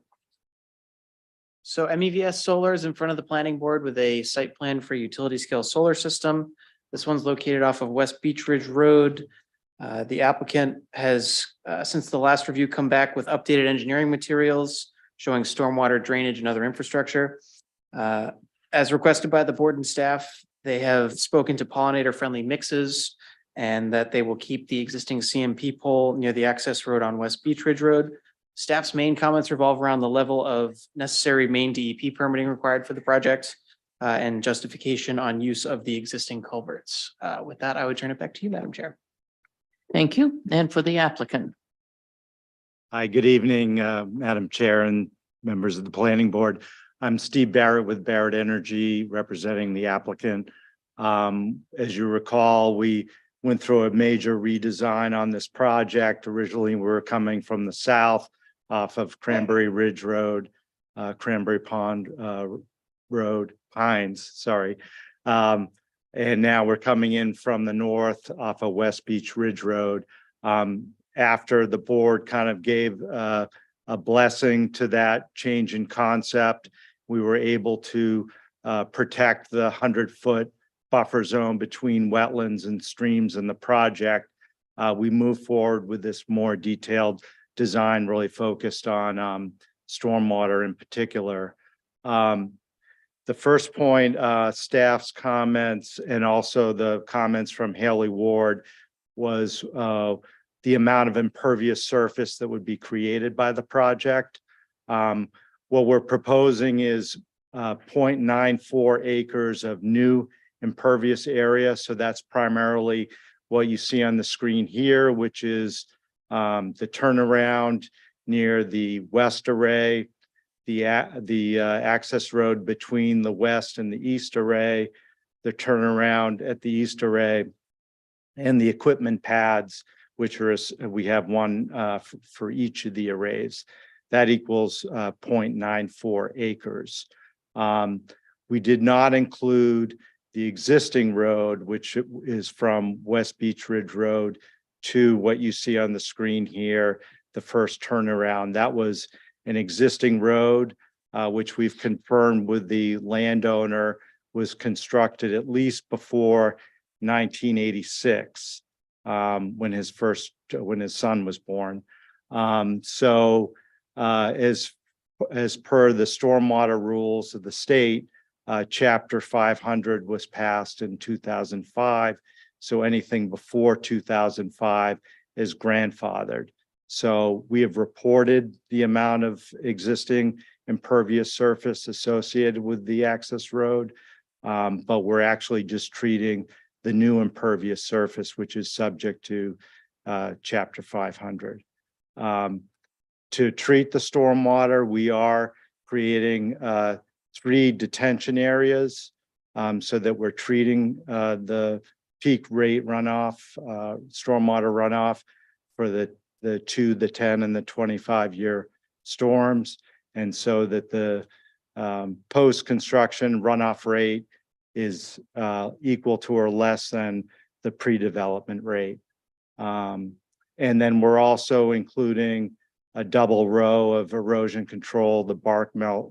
We feel that the bark mulch is the best protective measure. So we have that along the entire north side of the roadway between the 2 arrays. And then also we have a stormwater, protective stormwater buffer area of 35 feet between the existing, the proposed roadway and that steep slope in the wetlands to the north of that road. So that's really how we're treating stormwater. Much of the site, as you know, is pervious. It infiltrates. It's the panels, it's the poles, but stormwater through most of the development just comes down on the existing developed area. As Eric mentioned, we're going to be using a pollinator-friendly mix so that we're improving some of the habitat and then managing it in accordance with that. So that's the description of the stormwater applicability for state. It is a state matter also, so that we would welcome that to be a condition of any approval. But again, we have a statement from the landowner about the existing road. And we've also reviewed aerial photographs to show that there's been development on the south side of Finner Brook in the past. So that's the stormwater aspects. As far as the existing culvert, we've assessed the existing culvert that comes in on the existing road from West Beach Ridge, moving south over Finner Brook where the existing culverts are and up to our project site. And we're confident that the culverts can withstand our construction traffic, bringing equipment into the site. As you may recall, once the facility is constructed, there'll be very little traffic. It'll just be a pickup truck, maybe 4 times a year to do routine preventative maintenance on the facility and then to conduct vegetation management. So we think it's better to just keep the existing culverts and avoid any impact on the streams. So those were the 2 main points I think that staff brought up. But I'm happy to answer any other questions that staff addressed. Thank you. This is available for public comment. Is there anyone in the room or online who would care to comment? Quiet night. Nobody in the room? Public comment period is over, and I turn this back to the board. Who would like to go? Jim? I just have one question, just with regard to the culvert. If the culverts can't support your construction equipment and becomes damaged during its use or so on, are you equipped to facilitate its repair or replacement in a timely fashion? Yeah, I mean, if we had to come back, we would probably have to come back to the board for that. You know, that would prevent, you know, our ability to construct the project. It would delay everything. So that's kind of speaks to the confidence that we have based on, you know, past use, existing use, that we'll be able to use it to bring the equipment in. Okay. But if it were to be damaged in some way and did require repair or replacement, you would have to come back to us and we'd have to Yes. discuss it at that point. I assume so. I mean, we would have to put in a new structure and that would require planning board approval. Okay, thank you. Roger? Thank you. Regarding the culverts, you're talking about the 2 12-inch and the 1 24-inch pipe. Yes. Now, do they have open bottoms? Like- No, they don't. No. They were built back in like 1986. Okay, so basically, if they can get the construction equipment over those without damaging, they can stay. But if they were to be damaged and replaced, it'd have to be, we prefer they have the open bottoms and. Well, I don't think the issue is necessarily the open bottom versus not. I think the town's main concern is ensuring that these culverts have the capacity for not only the stormwater, but also the structural integrity to be able to handle any traffic on the site, specifically with respect to construction. I know Angela has some more thoughts on that, but from what I've surmised in my conversations with her, that seems to be the extent of the concern and the town's potential liability for any culverts in right of ways. So.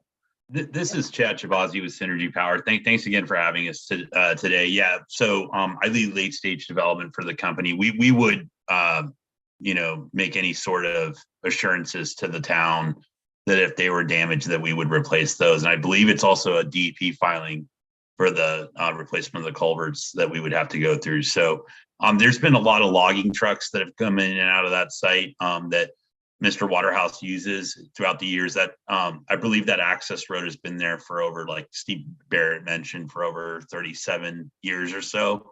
And the use of those culverts is, he's maintained that site as far as logging for quite some time. So there's heavy vehicles that have been used, and another thing that we could do is also stage the equipment so that it's not, big rigs that are coming through, but essentially we can bring them in stages. If we determine that that's required, we could bring in lift trucks and such to bring in less equipment on a less frequent basis so that there's less pressure on those culverts. But we'd like Steve Barrett mentioned, we're pretty confident based on what we've seen in our review that it would be able to handle any sort of equipment that we bring in for the solar project construction. Thank you. The other question I have, do you have any problem with the staff's comments regarding the fence? No, and actually in our plans and the detail, we did show a detail of a large mesh fence. We didn't specify the size of the large mesh, but we did specify the 12 inches raised up above the ground is on the detail. And I think that the DEP's or Inland Fisheries and Wildlife's comments were either a large mesh fence or having it raised above the ground, and we were proposing both. Okay. Now, I think I was not present at the last meeting, but I was present at the first meeting when your design was down closer to Cranberry Pines. Yeah. And if I recall, I think there was some comments about from some of the abutters about traffic. I may be mistaken with that, but were the abutters on West Beach Ridge Road, are they aware of this whole thing going in? I mean, we notified them. They were notified as part of the abutters process. Okay. I think at the last meeting, we had one public commenter online who spoke up about the utility pole, I guess, whether or not we needed to move it. But other than that, we haven't heard from anyone else. There was actually one additional person that spoke in support of the project as well. I believe it was at the last meeting and with this new location. Okay, good. All right. Actually, I do recall at that meeting I was attending that this is one of the things that I suggested you try and do, rearrange the, because you had them kind of spread out. Yeah. So thank you. I'm all set. Thanks. Thank you. I remain concerned about the culverts, especially since you said they've been there for 37 years. That starts to raise questions about their lifespan. So I don't know if there are metrics on culverts that you can come up with. I'm sorry, and Madam. just, I meant- excuse me, if you could just Yeah, wait a sure. minute until I finish. What I'm suggesting is that you work carefully with Angela or other planning staff to find a way to ease our concerns. We don't have to have them eased right now. But since it has been raised by a couple of folks, I would like some assurance that the issue has been thoroughly explored with the staff, and that the staff is comfortable with it. If the staff becomes comfortable with what's there, then that's fine. But we really need that statement. So just work with Angela on that. I do have a question under the utility corridor. You see where the line intersects stream crossings. This is what Eric said. In wetlands, the line will be installed by directional drilling. The board should consider whether this is an insignificant impact to the natural resources on site. Could you describe the directional drilling so that we can make that sort of judgment? Sure. Directional drilling is a fairly common practice for basically boring any type of utility water line, electrical underneath an obstruction or resource area. And this is actually where we're proposing on the utility corridor easement this is actually off property on Mr. Hamir's property to the south. We could trench through it because it's an intermittent stream. It would be easy to do that during a dry period, but directional drilling would go underneath, wouldn't disturb the stream at all. It would go in one side and then come up the other side. And we feel like because it's such a kind of standard way of constructing things, that it would be cleaner from both a construction perspective as well as for protecting the intermittent stream. I guess what I'm concerned with, I kind of understood that part. Does it disturbs the ground? What happens to the soil that's disturbed? What plans are made to prevent that soil from getting into a stream? So if you could kind of address that to make sure that, so that we're comfortable that drilling is not going to affect the stream.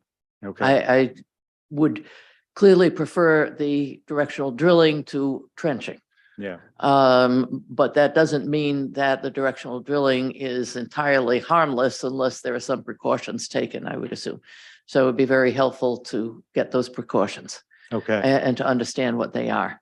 I think we had the questions I noted that we needed addressed really are the culverts, the impervious, the stream boring, and an easement clarification. Is there still, Eric, is there still an issue on an easement clarification?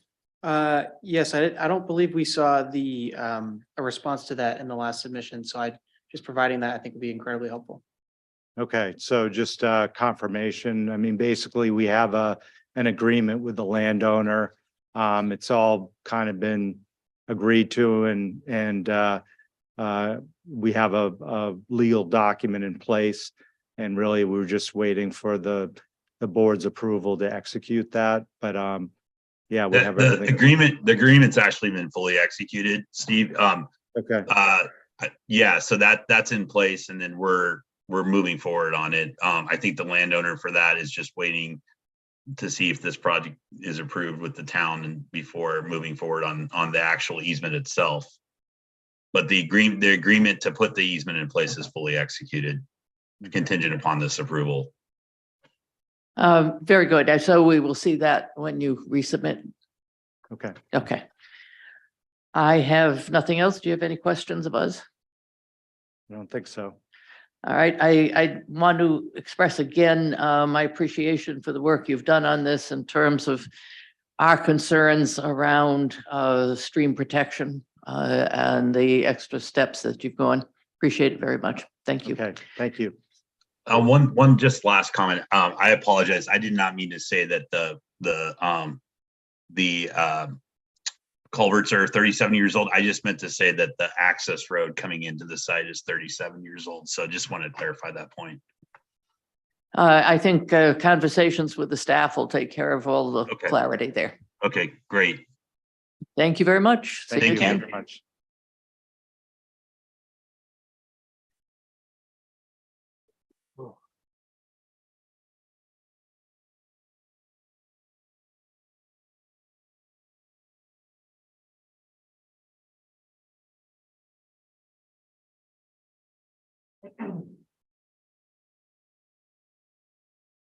Item 7.06, Atlantic Federal Credit Union requests a site plan review to construct a 2,760 square foot credit union at 2 Ginn Road, Assessors Map R40, Lot 12C. For the town, please. Thank you, Madam Chair. So Atlantic Federal Credit Union is proposing construction of a credit union at 2 Ginn Road. After working to ensure that the project won't cause undue traffic or congestion on Payne Road, the applicant has now presented a plan that includes a through right turn lane, as well as provision of design plans for a signal at Payne and Ginn Roads. Staff's main comments revolve around lighting and signage, as well as provision of these design elements. And with that, we have provided a motion for the board's consideration. With that, I turn it back to you, Madam Chair. Thank you. And for the applicant. Thank you, Madam Chair, members of the board. My name is Fred Johnson. I'm the Executive Vice President of Atlantic Federal Credit Union, and I just wanted to take a minute to reintroduce myself. We are a credit union that is rapidly growing. We are committed to growth and economic development in the communities that we serve.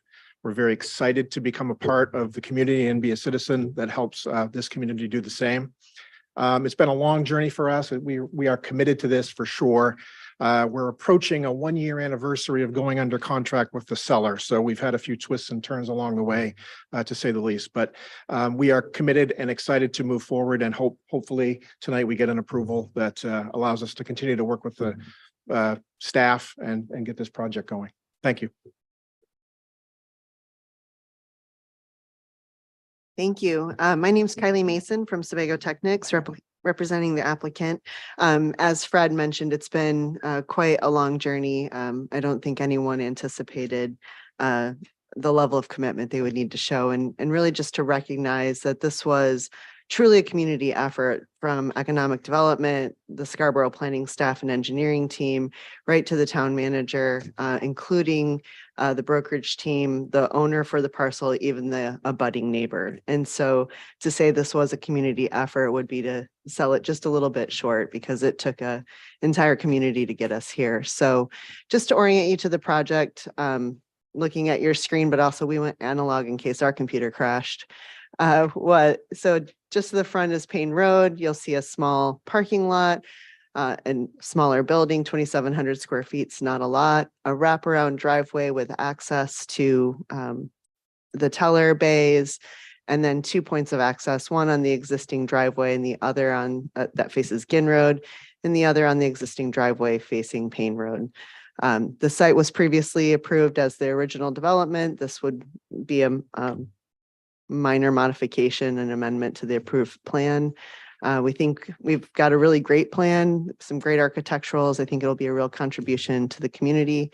We're happy to answer any questions you might have. Thank you.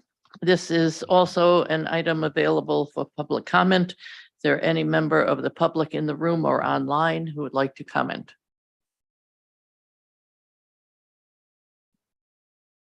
Nope.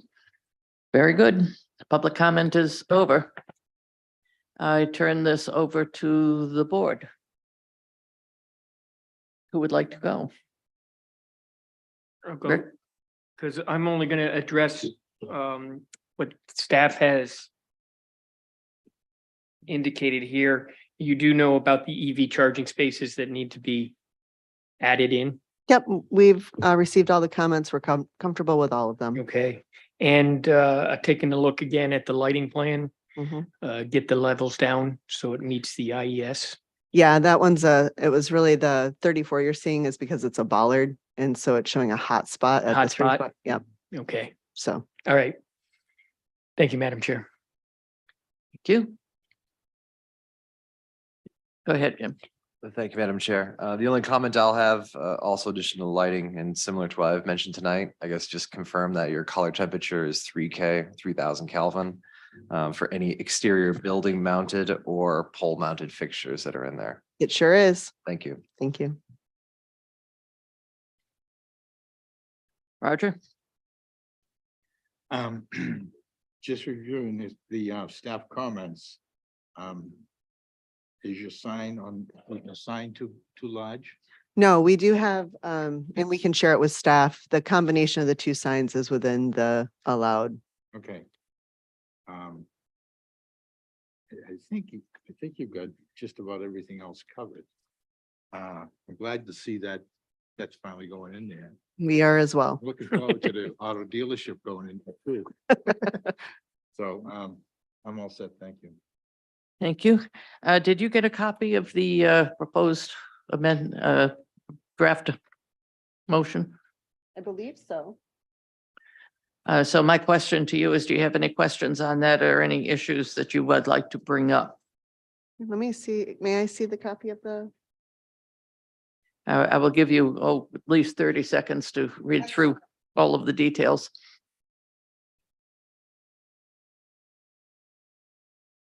And please note it's on both sides. Mhm.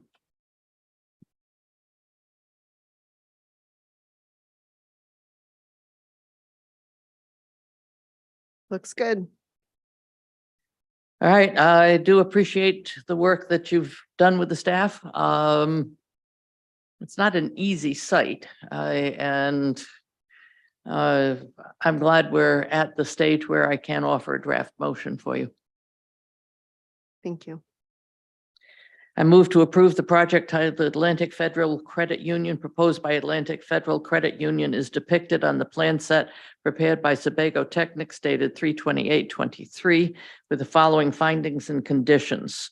Findings: the proposal would involve construction of a 2,760 square foot credit union with associated parking and 3 drive-through lanes.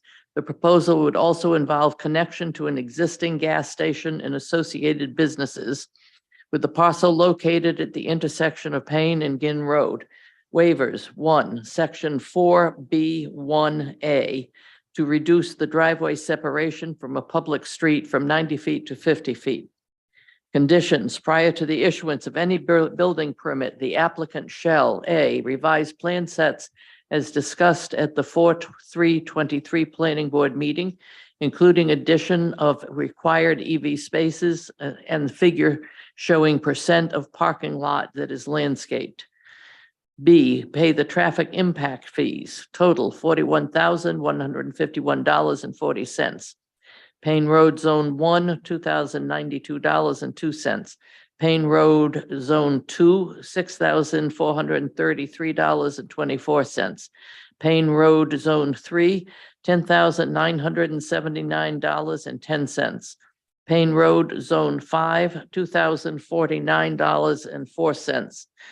Oak Hill, $3,020. Higas Parkway at US Route 1, $3,960. Dunstan Corner, $12,618. C, provide an updated, executed, and recorded stormwater maintenance agreement with the town. The form of the stormwater maintenance agreement is located in Appendix 1 of the Town of Scarborough's Chapter 419 Post-Construction Stormwater Infrastructure Management Ordinance. D, provide formal approval from the Portland Water District. E, provide the 50% design plans for signalization of the Payne Road, Ginn Road intersection. This is outlined in the Traffic Solutions memo dated 10/4/22. F, provide a design and any necessary easements or land acquisitions related to the improvements associated with the through right turn lane on Payne Road. G, update lighting and signage plans as described in the 4/3/23 staff memo. This shall be reviewed and approved by the planning department and the town's traffic engineer peer review team. 2, prior to the issuance of a certificate of occupancy, the applicant shall: A, provide the full design plans and cost estimate of the Payne Road, Ginn Road signal.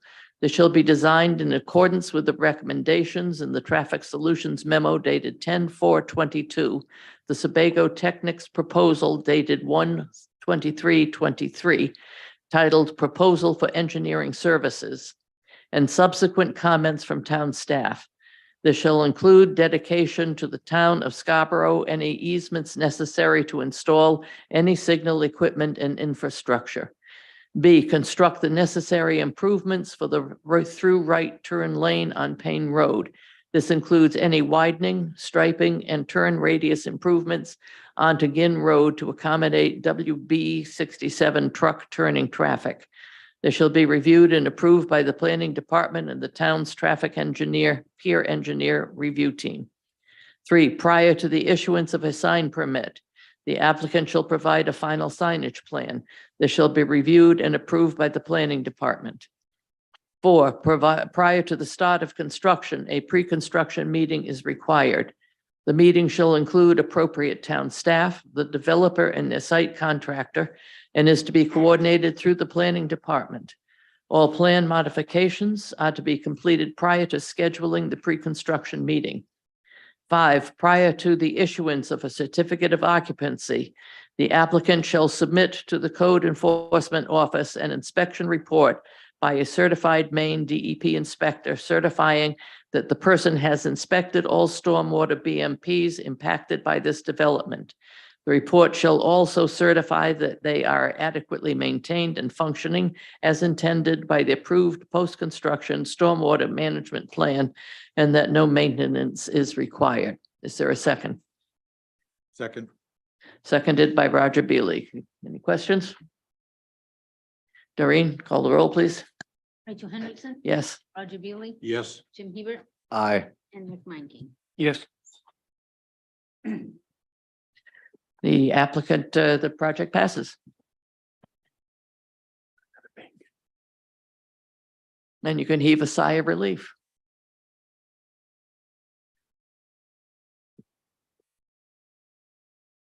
And I'm simply going to make an editorial comment that says, I did not think we would be this far into this agenda at this time.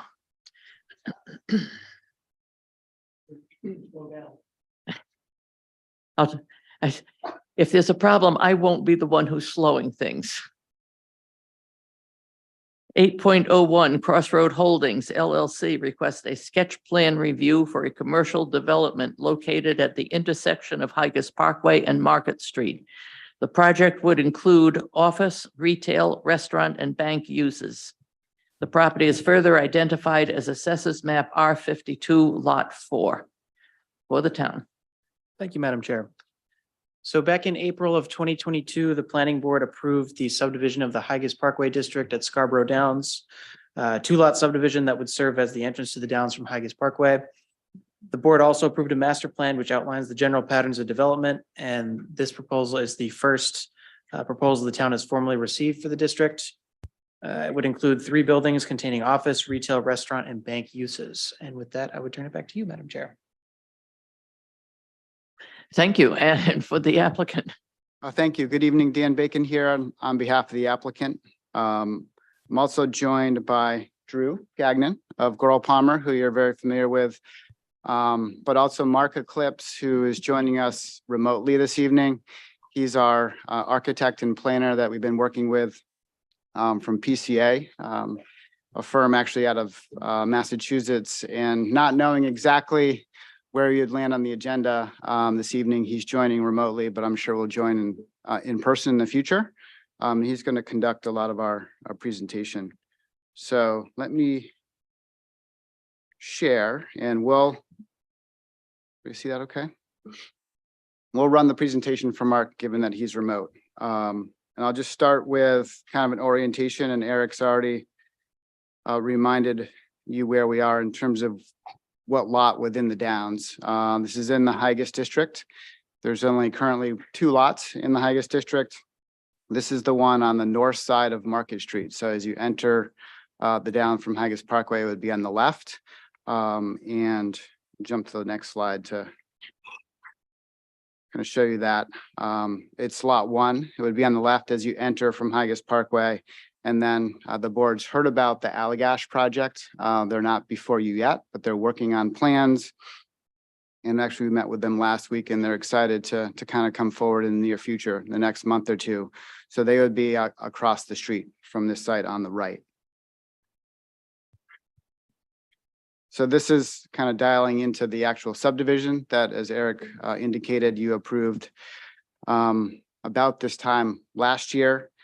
Since that time, we've been installing Market Street. So Market Street today is built with utilities in the ground. Power's been extended down Market Street.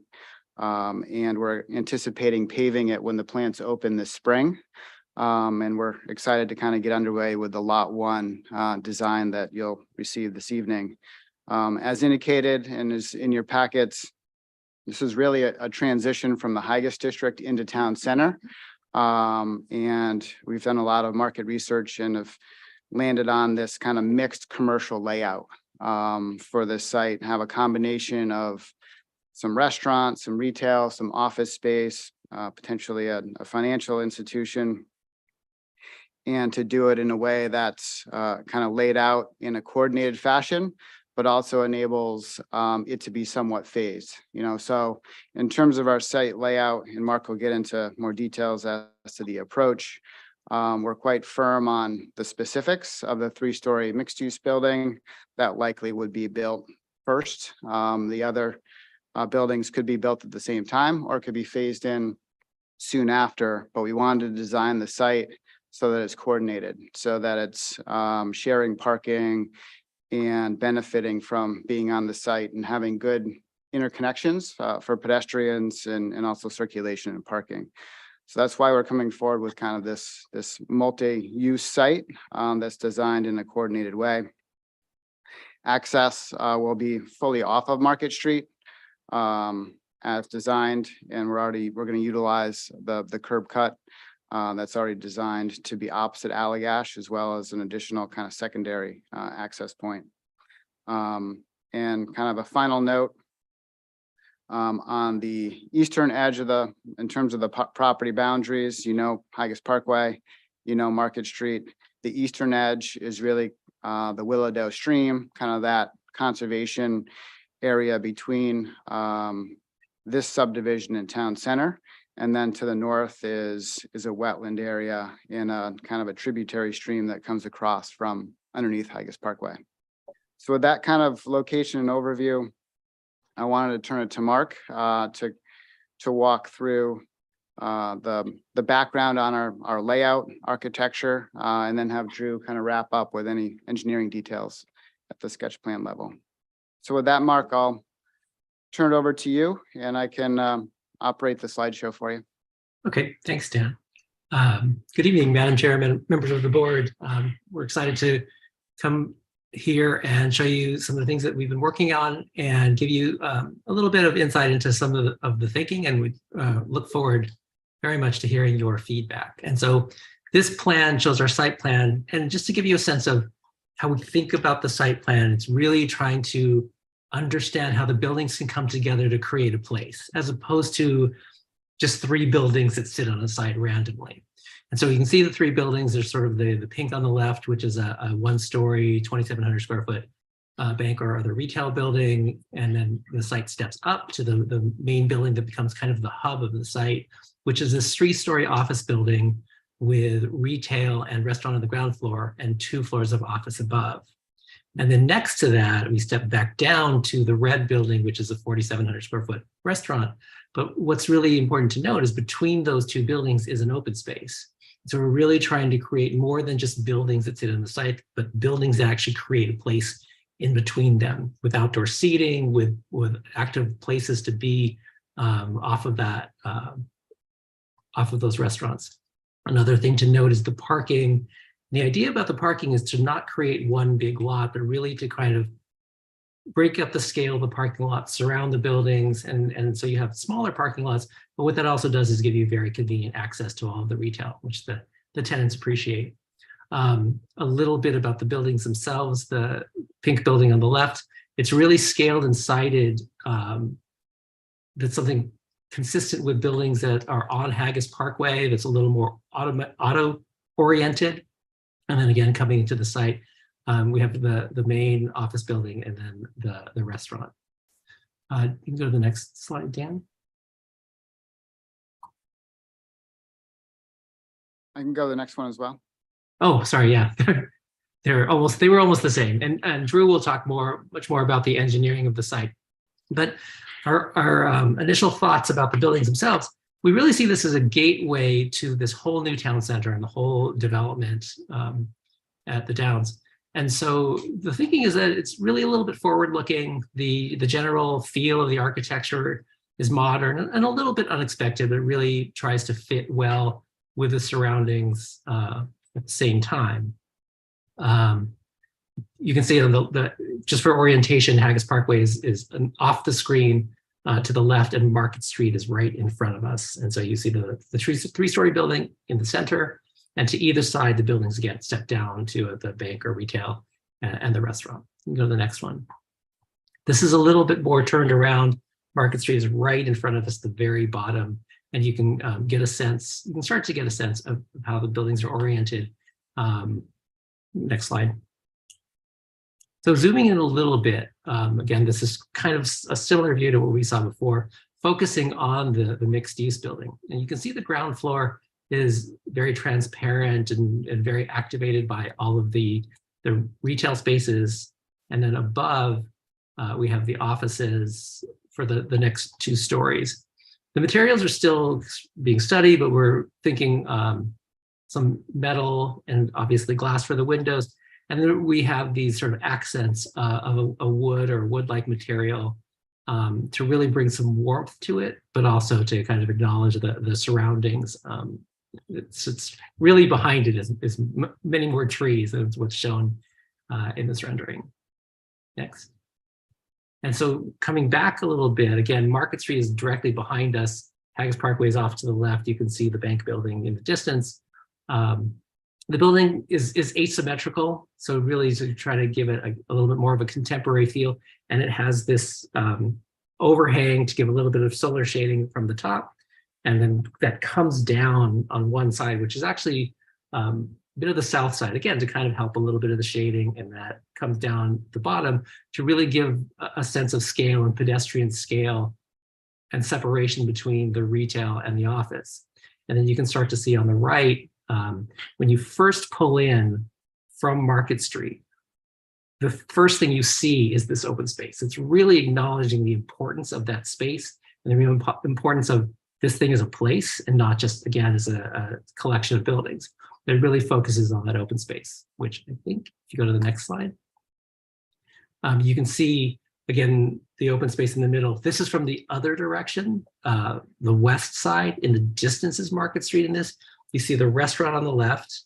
And I think the idea of the restaurant is that as the leasing develops a little further, we would develop the design of that accordingly. But we're really focusing mostly currently on the design of the office building and this mixed use building. So retail is typically fairly one-sided. And so it mostly faces the other way. It's very transparent on the other side, a lot of visibility, which is great for people visiting and great for tenants. And then on this side, we have the entrance to the office building itself, the lobby. You can kind of see in the middle of it. I'm not sure how big the screen is, but there's sort of a 200, which is kind of an address that shows the main entrance to the office building. But there's also the ability to have retail spaces that flow all the way through and signage on this side as well. So this doesn't feel like the back.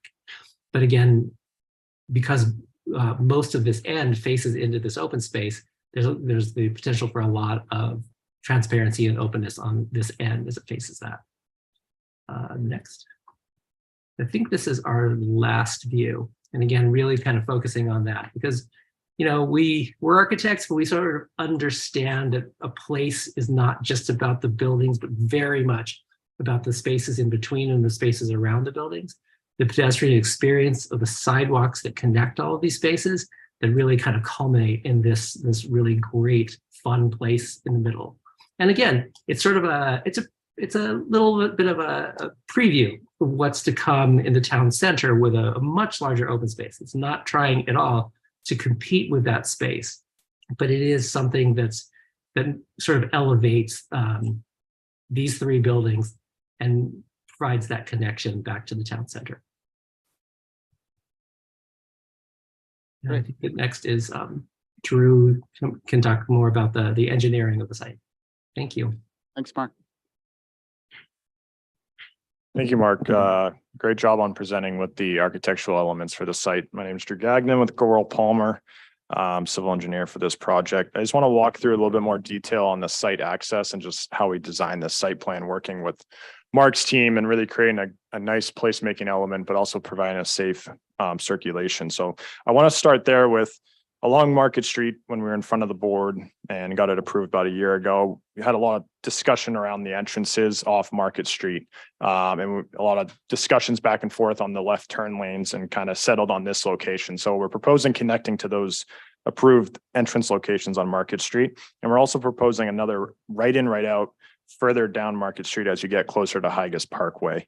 So the reason for this is really just for safe circulation within the project. So by adding the additional right in, right out closer to Haggis Parkway, we're preventing a lot of internal site conflicts regarding either users going to the bank and the drive-through and other users going and other vehicles going to the restaurants, the retail, and the office development that's on site. So the main goal here was just try to alleviate this intersection and reduce any potential backups or pedestrian conflicts with that. So that's one of our main reasons for having the right in, right out along closer to Higas Parkway, again, the auto side of the site, if you will. We're proposing 185 parking spaces, which is just over the demand required through the town. And as you can see, it's just 3 separate buildings on the site with the parking surrounding it. As far as our drainage, we do have a main DEP stormwater, our main DEP SLDA permit in hand. We received that a few weeks ago. That did permit disturbance on this lot through the state. And we're proposing that with subsurface chambers and 3 focal point proprietary systems. You can kind of see them very faintly on this plan. We essentially permitted the areas knowing that we were going to move them and kind of incorporate them with the site. So this is a true low impact development type of stormwater system. It's a little different than the other conventional open stormwater systems, I call it, elsewhere on the down site. So we're really excited to be able to implement them here and kind of work with the landscaping and work with the architects on developing the stormwater within the site, not just kind of a secondary thought off site. So we're really excited to be able to provide that, as well as some subsurface chambers. So the soils in this area, as well as the elevations, allowed us to be able to permit the site accordingly. There's an existing grass under drain soil filter down here. If you can see my screen, kind of closer to Willowdale Corridor, as well as Market Street. So we're proposing a couple gabion walls along the edge of the parking there. That's just to get the geometry of the parking to fit there. We're not actually touching the pond bottom of the soil filter, but we're going to massage the volume a little bit, if you will. We're going to provide further detail for that in our site plan submission, but I did want to mention that we're just very small amount of work on the existing facility there. That facility is basically rough graded at this point. Most of this road gravels are in, utilities are in. So we're just going to massage that before it gets vegetated and stabilized. And as far as utilities, we plan on serving pretty much everything from the planned utilities that are in the ground through Market Street. So that includes likely a private 8-inch water main through the site to serve the 3 individual buildings, private sanitary sewer, also located near the entrance and connecting and running it through the site. There's overhead power proposed, or I believe it's installed along Market Street on the southern side of it. As part of that subdivision, we provided conduit underneath the road and planned it there for future connection through, a development was going to go here. So we're proposing connecting to that underground and running the services to each building underground as well. And natural gas is available within the sidewalk and multi-purpose path on the north side of Market Street. In addition, we are proposing 3,000 Kelvin lighting fixtures along through the site. That's consistent with the Market Street LED fixtures as well. So everything will be a nice color temp throughout this site, and we're going to be continuing that throughout the downs as well. That's all I had. I think Dan is going to wrap it up here. Thank you very much. One thing we didn't cover that I just think is worth noting is not only good pedestrian connection sidewalks on site, but we have been coordinating with the Allagash site plan. As you could see on the last plan there, there is going to be a sidewalk from that central kind of placemaking element that Mark was describing out to the crosswalk, that 4-way intersection. And then on that Allagash site plan that you'll see in the near future, that connection will kind of tie right into their brewery and onto our trail system, as well as the multi-use path that's going to be installed this spring along Market Street. So I just wanted to assure the board of not just the on-site connections, but the off-site connections for pedestrians and cyclists.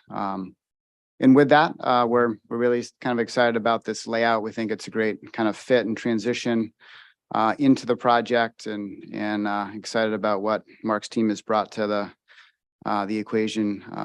And we look forward to board's comments, and with that, we'll update our plans and come back in the near future with a site plan submission. Thank you. Thank you. This item is available for public comment. Is there any member of the public online or in the room would care to comment?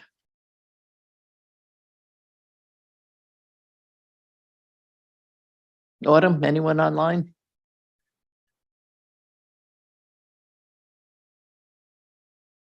And no one stampeding in the room. Public comment period is over. And I will turn this over to the board and ask Jim to start. Thank you, Madam Chair. I guess first off, thank you for the comment about the lighting, color, temperature. As you can tell, it's very important to me and I appreciate that. One question I do have, I guess with regard to, and not necessarily, I don't need this now, this can be in the next iteration, but with the 185 total parking spaces, can we get next time, can we get a breakdown of those 185, which ones are slated for EV, which ones are slated for handicap accessible, service vehicle parking, as well as public? Just thinking about the earlier application we had tonight with the None Such Brewing folks shuttling in their employees off site. We want to make sure that those are accounted for here in some manner, whether directly here or in a nearby off-site location. The only so to your point, Dan, you said there was towards the end of your comments, there is going to be an anticipated like foot traffic and path of access for folks over here if they wanted to cross the street and go to the Allagash side or the second site that we'll see eventually.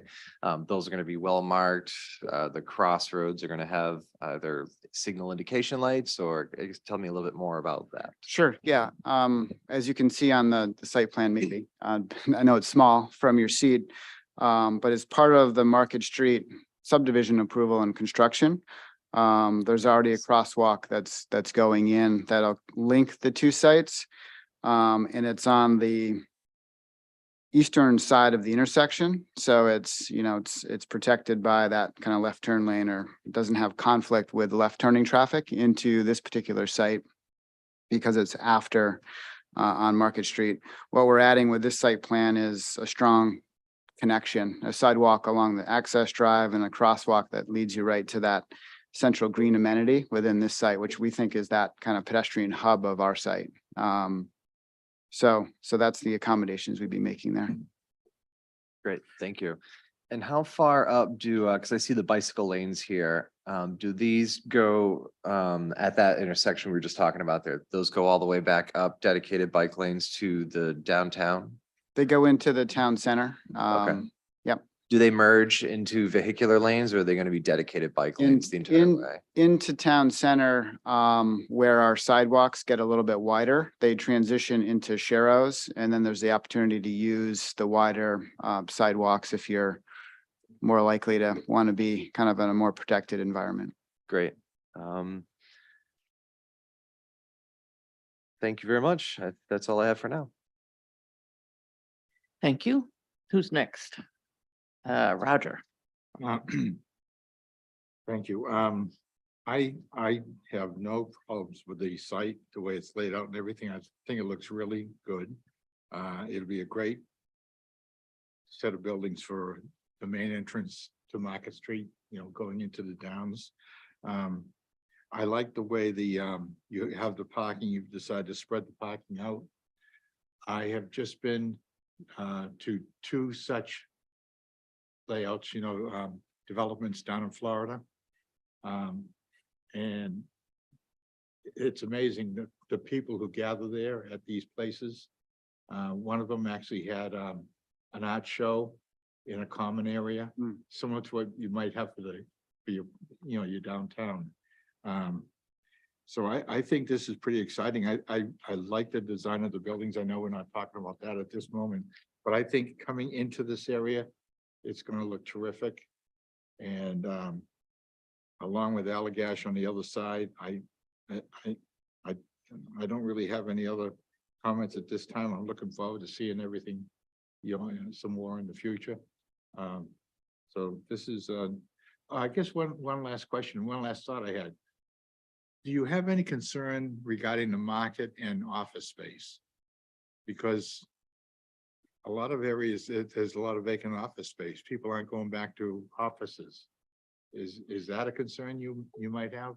It's been a concern for a larger scale office. And we're actually looking at this size because we have some specific interest, in the 5 to 15,000 square foot kind of office range. If we were looking at a doubling the size of this building or tripling, we would. But kind of given these 10,000 square foot floor plates, so we'd have up to about 20,000 square feet in this building.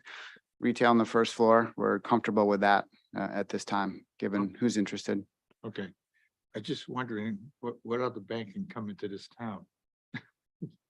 It's, it's shown as, prospective bank. So there isn't somebody signed up at this point. Maybe so- one that's not even organized yet, right? Yeah. No, but I think it looks really nice and, looking forward to seeing more of it. Thanks. Thank you. And Rick Munking. Yeah, can you just go over the utilities with me one more time? We have above ground power from the Parkway into Market Street, and it's above ground. So on the subdivision plan, it was approved overhead just to the intersection of the two driveways. And then it goes underground from Underground there. at that point. At that point, and then it goes underground both to Allagash, which is on the side of the overhead to their Okay. building, and then it Yep. goes under the road to accommodate this site. Gotcha. The transformer for this lot, are you gonna put it on the lot, or you tell me you're not putting it on the pole? Okay, that's all I No. wanted to hear. Go ahead. No, yeah, it'll be pad mounted on the ground. Okay. And just to clarify the overhead electric and communications, this part of the downs isn't connected to the overall grid in the downs through Willowdale. So it actually ends at the intersection of where the driveways are, and it's completely underground through services from there. So this doesn't actually connect past Willowdale up to the town center at any Okay, point. all right, thanks for that. I just wanted to get that clear. And I'm assuming there's two dumpster pads, right, on each side. One's marked, the other one isn't, but it looks like it is. Correct. Yeah, those Okay, are both I dumpsters. just wanted to, the people in the office have got to go a long way, or the bank, to get rid of trash if you didn't have one. Talk to me about mechanical systems. What do you anticipate us being seen and unseen?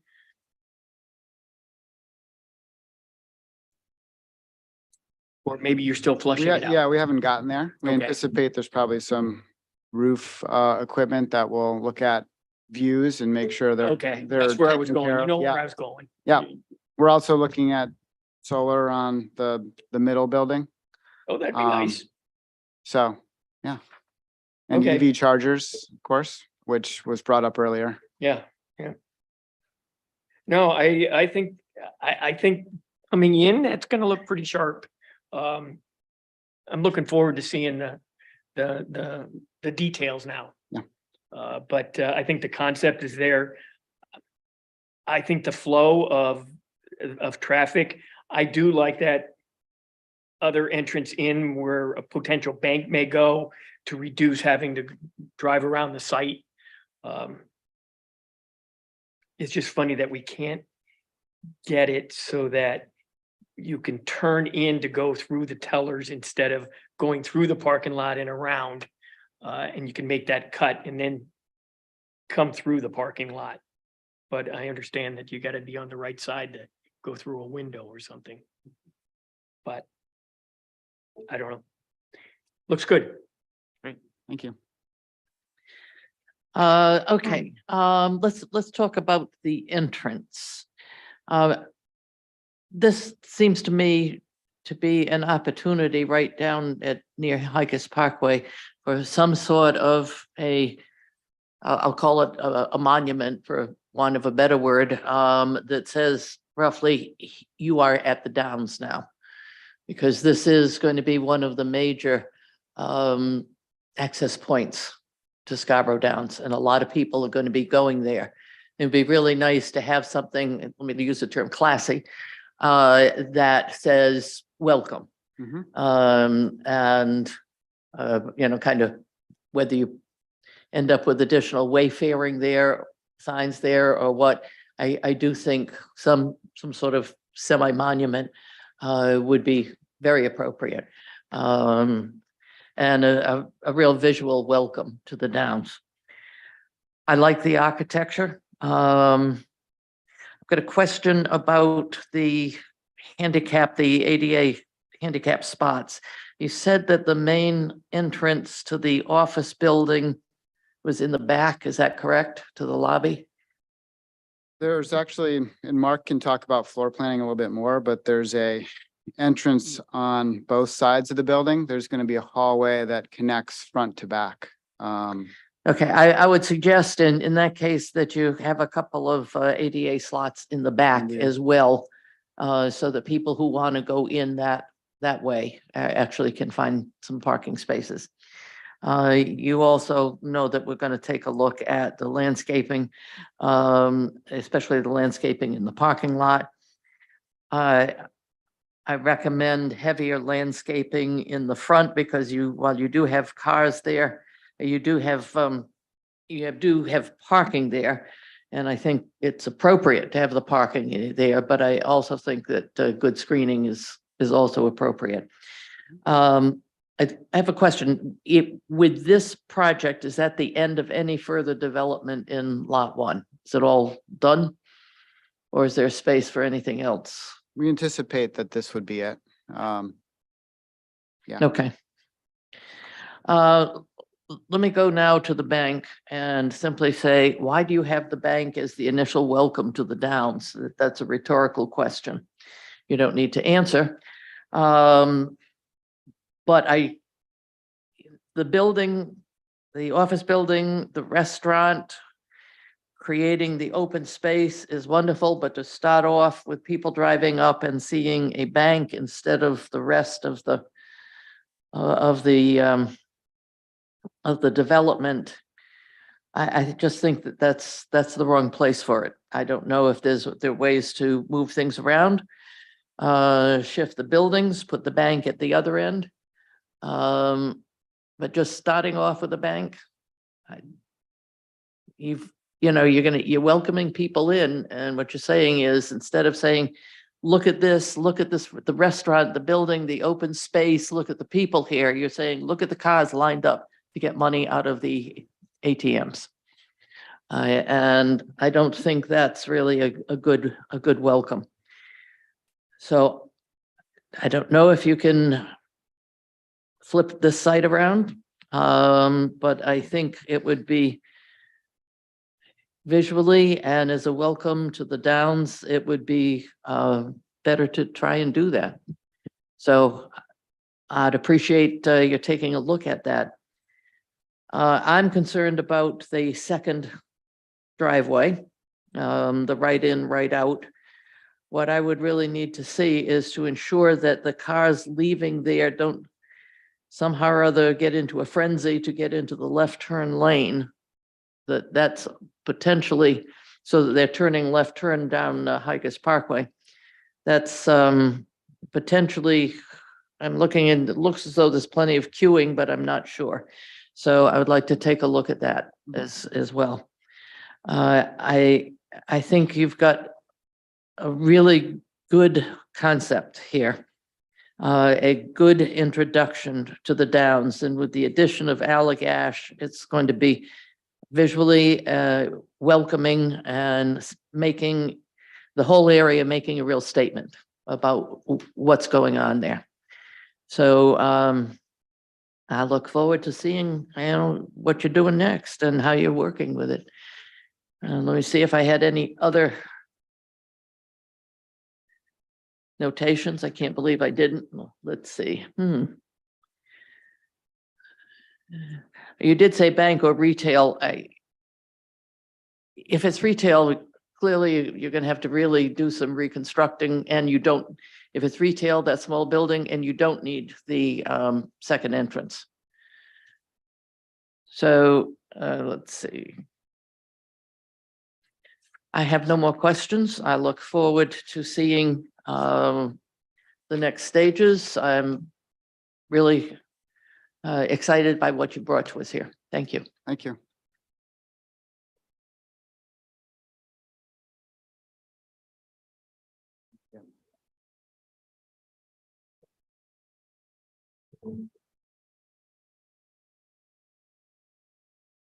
Next item, 802, Crossroads Holding LLC request a sketch plan review for a roundabout at the intersection of Scarborough Downs and Innovation Way. The sketch plan is part of a subdivision amendment for the Innovation District. The property is further identified as Assessors Map R52, Lot 4 for the town. Thank you, Madam Chair.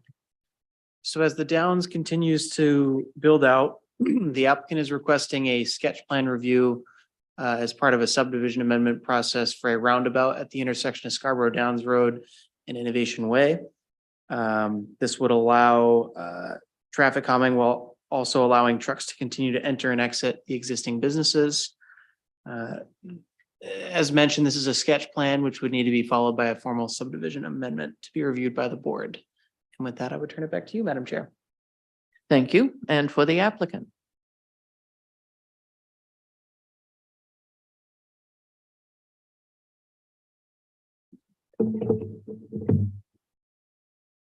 Good evening.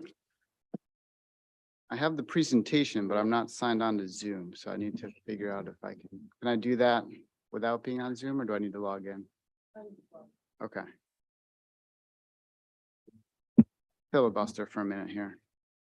Yeah, we'll twiddle our thumbs while you're Okay. logging in. While I'm logging in, this is John Mahoney from Tool Design, and Tool we've brought on to assist us with this project for a few different reasons. One is their firm is focused on kind of balancing auto, pedestrian, bike design and transportation design. And so they're helping us with this roundabout, but also town center design. And also because John's, sorry, I'm logging in, has performed a number of roundabout intersection designs in the past. So they've have a lot of experience with designing this type of infrastructure. Okay. Thanks, Dan. We actually did the roundabout over. You're gonna need to speak into the mic there. Yeah, I appreciate it. Yeah. Okay, I'm in as a panelist. Let's see. Great, thank you.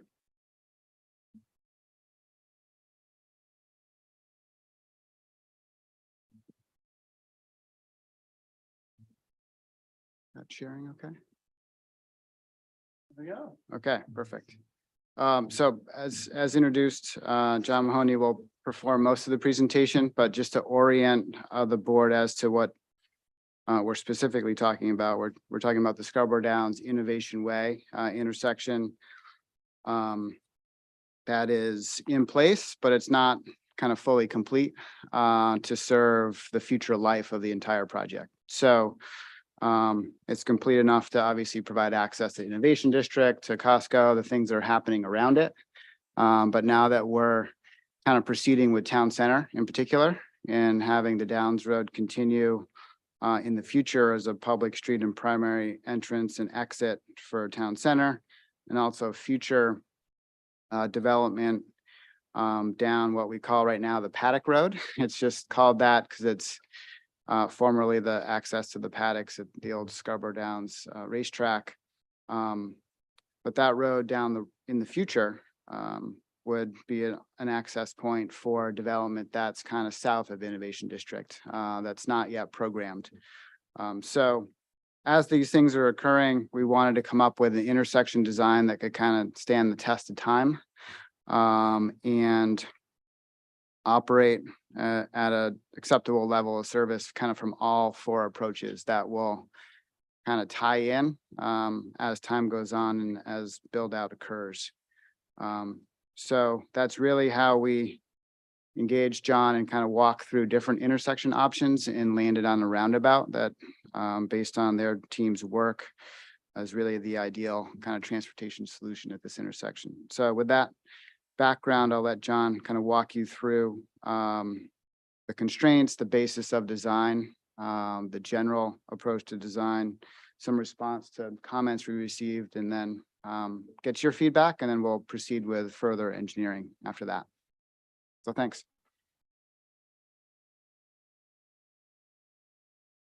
Thanks, Dan, and thank you, members of the board, and everyone can hear me okay? So let's see, I'm gonna go to the next slide. Let's see. Is that advancing or? Oh, we got, okay. Is that, yep. There you go. So, just gonna start with a brief overview of the location. Dan already did a lot of that. And then we can talk about the existing conditions and the constraints, and then kind of why we landed on a roundabout for this particular intersection. And then some details, and then we look forward to talking about next steps with you all. So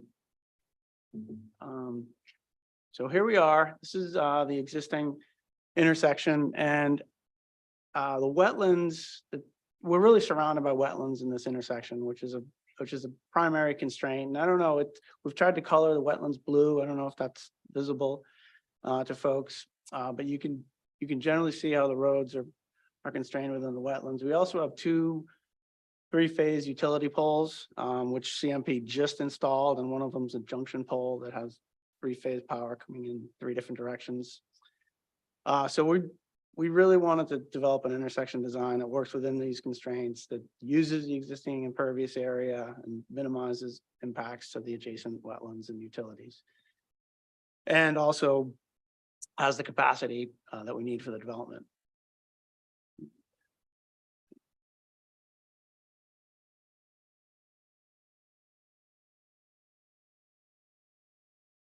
So we looked at a number of different intersection configurations. We looked at an all-way stop configuration. Based on the current volumes, that stop control doesn't meet the warrants.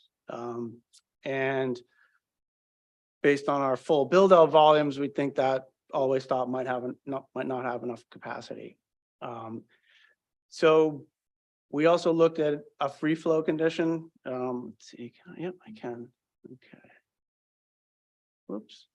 With stop control on Innovation Way and on Paddock Road, and free flow through Scarborough Downs Road.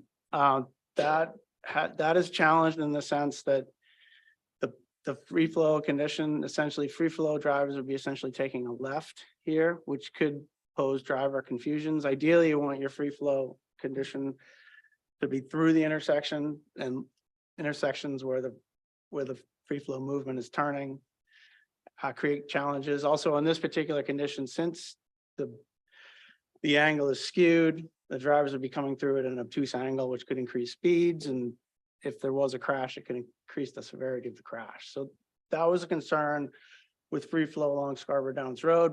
We also looked at free flow straight up and down the screen, which would be better in terms of angles and sight lines, but it would be potentially counterintuitive because Paddock Road is not the dominant leg, and you generally want to have free flow on the dominant leg. We also looked at a traffic signal, but same thing with the all-way stop. The warrants are not currently met with a traffic signal. And traffic signals have their own issues. Typically you have to add lanes to get the capacity you need, which adds to impervious area. Also, in comparison, roundabouts operate at slower speeds, and they have less frequent crashes, fewer conflict points, and lower severity of crashes. So a good safety record. So I guess I gave away the surprise. We ended up with a roundabout.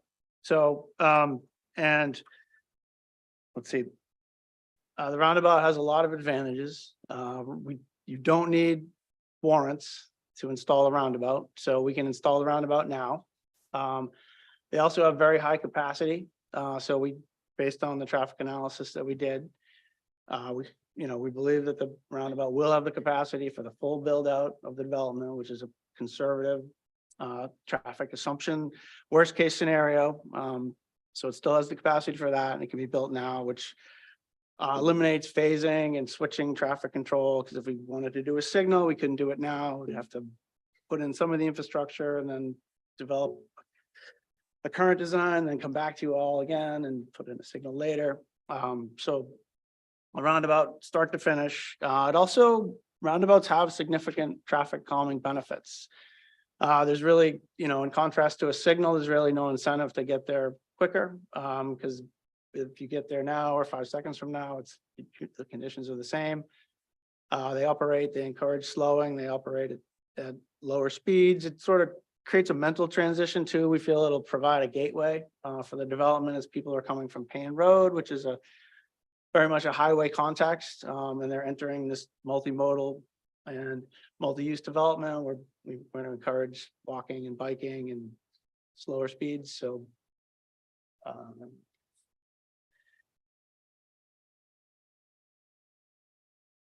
so just a little bit more on the traffic. We did run a traffic analysis, which was in your packet. We looked at the queues, the 95th percentile queues during the peak hours, and none of those queues block the driveways. We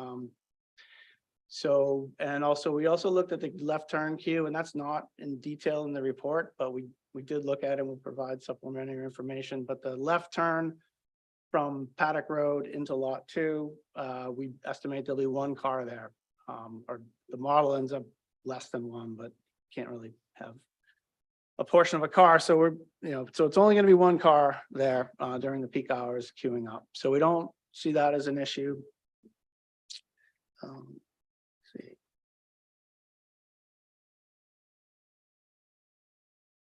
I think. Let's see.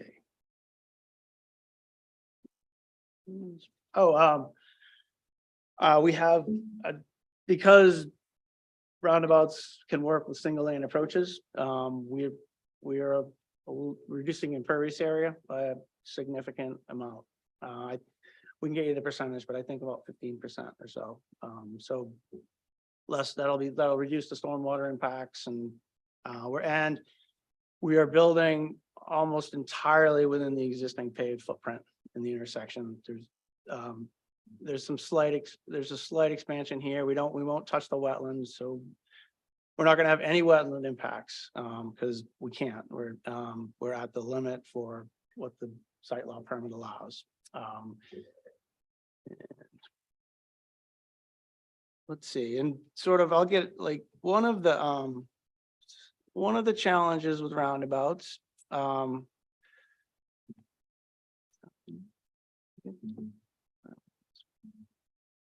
Here we go. So one of the challenges with roundabouts is we need to get large trucks through. This graphic, it shows a 53-foot tractor trailer, WB67, largest vehicle allowed on the interstate without an oversized permit. So we want to get those large vehicles through. They require wide areas of pavement, but we also want to keep speeds down. So those are kind of conflicting goals. So we're using truck aprons. So there's a truck apron. The center island here is a green space, would be landscaped, and then there's a truck apron around it that's going to be concrete. It has curbing, like a sloped curbing, about 3 inches raised, and we also have truck aprons, smaller truck aprons around the outside to accommodate. There's one here, and one here. So that allows compact geometry that keeps vehicle speeds low, but also has wider areas for tractor trailers to maneuver on.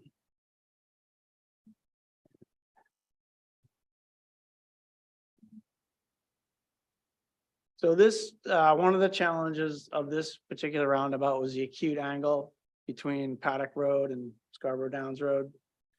And this image here shows a fire engine making the right turn. You can see the front bumper of the fire engine goes over the curb, but the wheel is 2 feet, has 2 feet of clearance from the curb.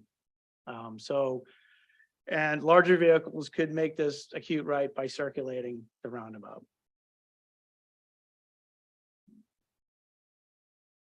And we have gone through Kittleson, who has the Costco site. So the Costco is to the left side of the site, and they were very concerned about getting trucks in and out. So we went through a number of iterations with their engineers in terms of getting their trucks in and out, having adequate freight accommodations, but also managing vehicle speeds and keeping speeds down and having appropriate traffic control. I think, okay, I don't want to I'm happy to answer any questions, but. Yeah, I think that the only other thing I would add to John's presentation is just the linkage for pedestrians and the bike path. In that we've provided for accommodations. There's a sidewalk today on the right side of Innovation Way if you're driving down into Innovation District. And so that will be continued and aligned with. So you'd have a crosswalk across what we're calling the Paddock Road, and then a multi-use path on that same side. That's per the master plan for Town Center to ultimately tie into Town Center. So despite this kind of roundabout intersection on serving all four legs, we're providing that bike ped clear connection on that one side so that that's not interrupted from this part of the project to the remainder. Just wanted to add that. But with that, we're pleased to answer board questions. Do you have any? Thank you. This item is available for public comment. Is there anyone online or in the room that would like to comment?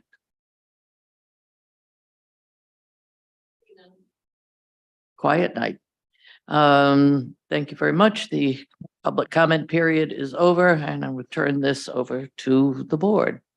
Who would like to go? Jim? One question I have, the proximity of the two existing utility poles to the roundabouts you're proposing there, is there any concern about just its proximity to the road edge? Are those going to remain in place? So you think, is there a consideration or a concern that those should be relocated just to be further away from the road? I'm just imagining in my head if there's a large 18-wheeler trying to go down Innovation Way and they take too wide of a turn and they graze or hit one of those utility poles, there's a lot of equipment on those. Agreed, and like we will look at that. We've provided, oh, sorry. Agreed. So yes, we've looked at that. We've provided clearance. The one to the left on the screen is behind the truck apron. We have a couple of feet of clearance there. And the one more towards the top of the page is behind the curbing. So, yes, that's a concern, but we have run quite a few truck turns, and we think that, the clearance is appropriate. It's a tight area, and but we think the clearance is appropriate. With your truck simulations, did you also account for like snow plows, like town size large snow plowing trucks that could potentially shovel off stuff on that side? Well, in the sense that if the larger tractor trailer can get through, the snow plow is quite a bit smaller. So Sure. Yes, we did. Yes. Okay. So generally you design for the largest vehicle, get that through, and then you want to keep the smaller vehicles, keep their speeds down. Right. I guess, sorry, my thought is there isn't a concern about the movement of snow from a large snow plow or a snow truck or something like that, just shoving it on that side. No, I mean, you clear, like you'd have to clear the truck aprons as Okay. well for snow. That's part of the maintenance. Otherwise, the trucks won't be able to use them. So, Okay. Yep. Thank you. Thank you. And Roger? Did you consider at all option one that was proposed for consideration by the traffic reviewer, removing the Paddock Road approach.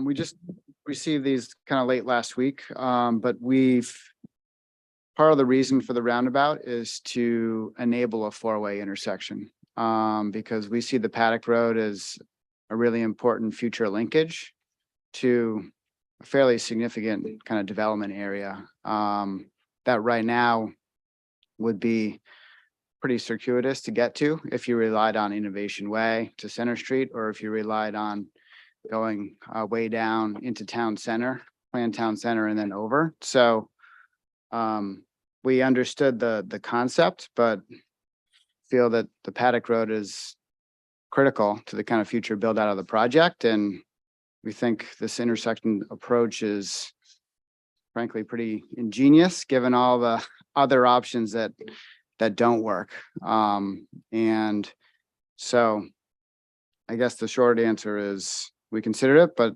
we really need to have a four-way intersection. I had to ask.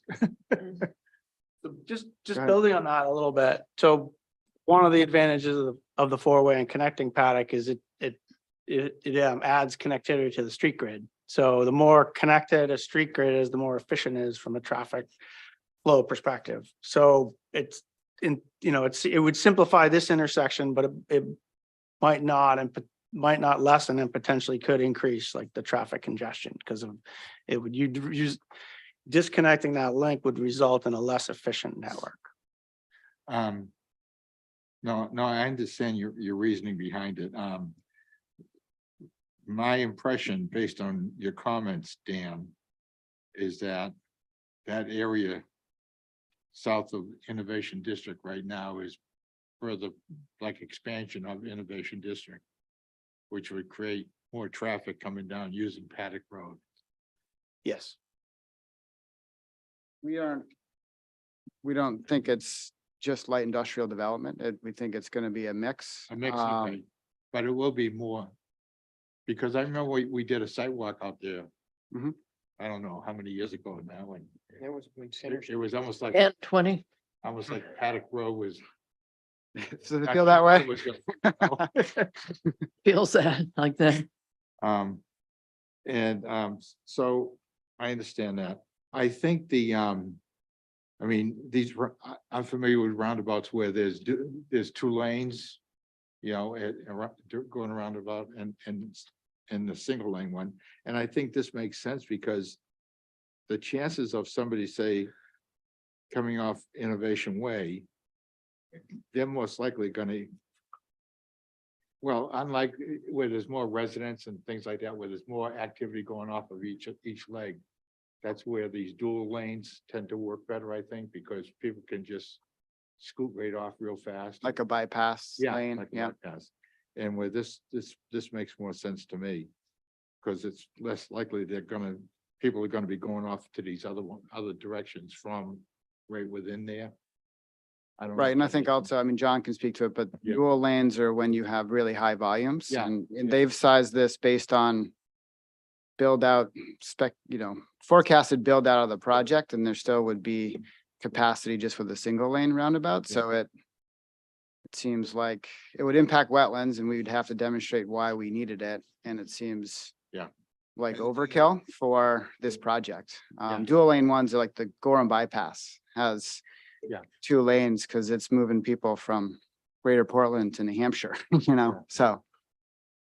So I recall at the very early stages, when you were talking about it initially, having the Downs Road go up to the former Center Road, where it was gonna be a T, and you were thinking about maybe a possible roundabout there a couple of years ago and stuff like that. So I think this is a good idea. It makes a lot of sense to me, and it's just too bad that the Downs Road was not coming in at more of a 90-degree angle than such an acute angle, but I guess there's not much you can do about that.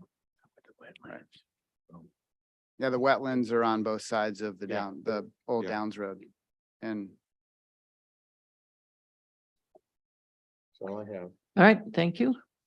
Who's next? Rick Minking's ready to jump in. Yeah, don't have I mean, it does make sense, and thank goodness it's not a double lane.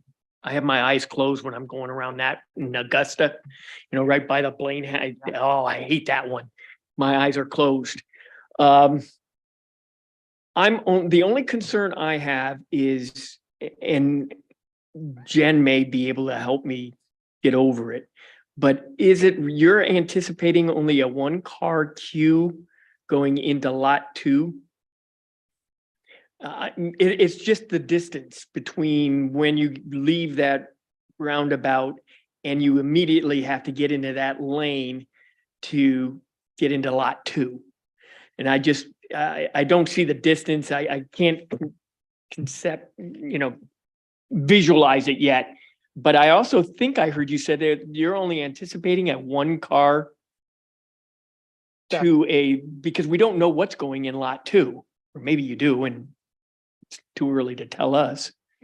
We'll follow up with some specific information, but yes, we did make estimates as to what the trip generation in lot 2 would be, based on what we're planning on putting there. And we, for our own best interest, we made conservative assumptions so that, we don't have to come back. I later. hear you. I just, again, it'll be in the details Right, when you agree- come yeah. back. But I'll be looking just at that one area, because that is to me one of the toughest things. You got to get in that lane or else you're gonna miss it. Agreed. And, we would have liked to push the driveway further from the intersection, but it's, the wetlands are right there. So we're So that's the only area that you could go into lot 2, other than you could go in from Innovation Way. correct. But I mean, we depending on what's developed there, we may want to come in from Paddock Road and from Innovation Way. Mm-hmm. And sort of that allows multiple, you could go in there, do multiple trips and come out, the other side Yeah. and, park. I'm lots. just gonna take a look. Again, it's in the details, but I get the flow, I get the purpose. Your auto turns and showing the aprons and everything was helpful for me to wrap my head around a big truck going through. Thank you. Be neat to see what you're gonna stick in the open space right there in the middle. Statue of something. That better not be you. Horse. Anyway, I look forward to seeing it again in the details. Thanks. Thank you. Thank you. Guess it's my turn. Yeah. As I looked at that, I all of a sudden said, so how do the pedestrians get into Costco? Because they're gonna try. Is there crossroad into the Costco? Yes, Covered by the. sorry. It's right under the R. There's a crosswalk up here. So there'll be a 10-foot multi-use trail, a crosswalk here, with a 5-foot esplanade. You can walk up here and cross into Costco. Okay, good, because I had a vision of how people were gonna try to get into there, but we, Yeah, that's on the Costco site plan. So they're doing that. This doesn't change any of the. okay, I couldn't remember what was on Costco, but all of a sudden I realized that, as I was looking at this, that, we were gonna have to accommodate people trying to get into Costco and running across through the middle of the, roundabout. I would be willing to bet, at least a couple of bucks, that, that roundabout will become, in some cases, 2 lanes, as long as you have that truck pavement, because people in, a hurry and people with pickup trucks, they're gonna end up getting onto that truck pavement. How high is that from the road? So it's a 3-inch sloped curb. So a car can drive on it, but it's not comfortable. It's definitely noticeable. I know this because when I drive over it as a designer to see how it feels.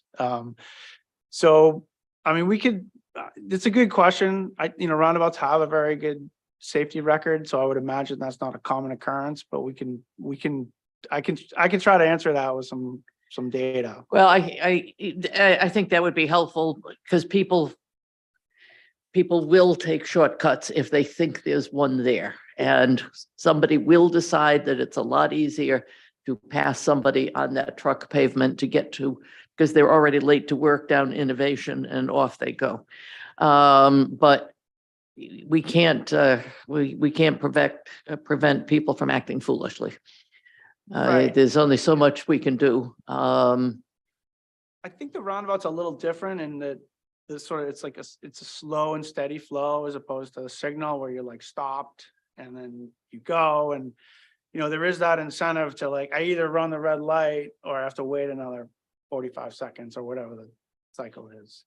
Whereas there's not that incentive with the roundabout so much because it's if you pass someone on the inside of the truck apron, I can't imagine that would be comfortable because the geometry. Well, no, it won't be comfortable. Oh. It will be something to do to get to someplace else faster, they think. So I don't know whether there's striping that you can do, but people are gonna try and take shortcuts, and there's nothing much that you can do about it. Is there gonna be a problem with plowing? If it's 3 inches, is the plow going to, keep hitting the paving? No, there are operational concerns with plowing roundabouts, but there are lots and lots and lots of roundabouts in cold climates. So it's totally doable. You have to plow the truck apron. There are ways to do it, and we can provide an O&M. Yeah. If I guess that would be maybe a question for town staff if that would be helpful. We don't want to presume because the ability to plow them does exist, and they are maintained in many communities across the country. Yeah, I've done roundabouts in Australia and going in the other direction and trying to get off, trying to figure out how you get off and how you get on is interesting. I think this is a good idea. I appreciate you looking at all of the different options. If the fire department is clear with the concrete width and has no other additional comments, I would say pretty much as soon as we take a look at the landscaping and respond to some of the issues we've raised, it's pretty much good to go. I hope so. And thank you very much. Thank you.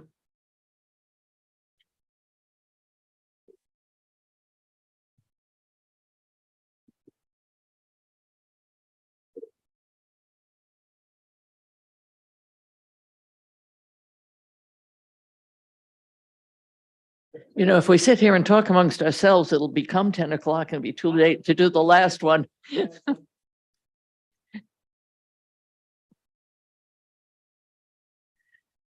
8.03 Crestwood Holdings LLC requests a sketch plan review for a proposed 97-unit multifamily development along Scarborough Downs Road. The project is located on Lot 4 of the proposed town center subdivision at Scarborough Downs, Assessors Map R52, Lot 4 for the town. Thank you. So at its March meeting, the planning board reviewed the preliminary subdivision of the town center at Scarborough Downs. The subdivision is a 5-lot mixed-use subdivision that's subject to a previously approved master plan. As Rachel had mentioned, this project is on proposed Lot 4 of that subdivision with 2 multifamily structures, one being 48 units, the other being 47, for a total of 97 units. 48 units and 49 units, a total of 97. They'd be a mix of 1, 2, and 3 bedroom units. Staff's main comments revolve around potential future use and development of the site, since the site plan only accounts for approximately half of the land area as Lot 4 is proposed currently. We've included reference to several plan development standards for ease of review for both the applicant and their. With that, I turn it back to you, Madam Chair. Thank you very much. And for the applicant. Good evening again for the third time. Dan Bacon here on behalf of Crossroads. Rocky's still here, even at this late hour. And Mark Eclipse is joining us. Excuse me, I do think you should also note that Karen Martin is still here at this late hour. Thank you, Karen. Thank you, Karen. And Mark Eclipse, who you met earlier with Lot 1 on Market Street, will be presenting the approach to architecture. We're also joined by Pete Heil of Acorn Engineering, who's helping us with this particular site here at Sketch Plan. So I'll share my screen more efficiently than last time. So this site is a site that you've started to look at through the town center subdivision. And it's located, I'll jump to that, to our master plan here. It's located really just north of, off the Downs Road, north of the Redico site, just north of the town center residential subdivision that's close to being complete. And basically across the street from the 3i Home site that you reviewed at your last meeting. And just to the south of the kind of central square. So it's the lot that is on the east side of Downs Road as you come up into town center. And as discussed through subdivision, we're planning for this to be a multifamily site. And we anticipate actually further dividing the lot that was provided as part of the subdivision. And, with kind of the order of operation, we didn't want to do that too early before we kind of nail down the site plan, because we didn't want to get the lot size wrong. So that's why we're coming before you kind of with sketch, so you understand the direction we're going with this, this particular site. And we can further divide it, once we advance the design a little bit further. So that's why it's a smaller area than the lot that's shown on the subdivision plan is. In terms of the program, this is our sketch plan, and the intention is for 2 multifamily apartment buildings. One we anticipate being 48 units and 149. They have close to the same floor plan that we're still very early in generating. They're proposed as 4-story buildings. Mark will talk in more detail about the architecture and the program. I just wanted to provide an overview of the site layout. So they'll have Downs Road is at the bottom of your screen. So there's frontage along Downs Road, and then there's frontage along Cross Street, which goes kind of east to west on the face of the earth. Access will be from 2 curb cuts at kind of opposite ends of the site. And we're designing the access points to not only work for this site plan, but also to work for adjacent sites. So these can be shared in the future per our master plan, per expectations by the board through site plan. And we're providing for the off-street parking to generally meet, we're still going through the final kind of parking space count, but generally meet the parking requirements for the apartments, allowing the on-street parking really to be kind of more excess or guest parking. And we're starting a scorecard for the board, so you can track through the subdivision, so you can kind of track what's going on with the on-street versus the off-street parking, and we'll provide that to you at the next subdivision meeting. So I think with that, that's an overview, and I'll let Mark kind of talk a bit through the details, the site layout, and the building architecture, recognizing it's very conceptual at this point. I'll turn it over to you, Mark. You're on mute. Thank you.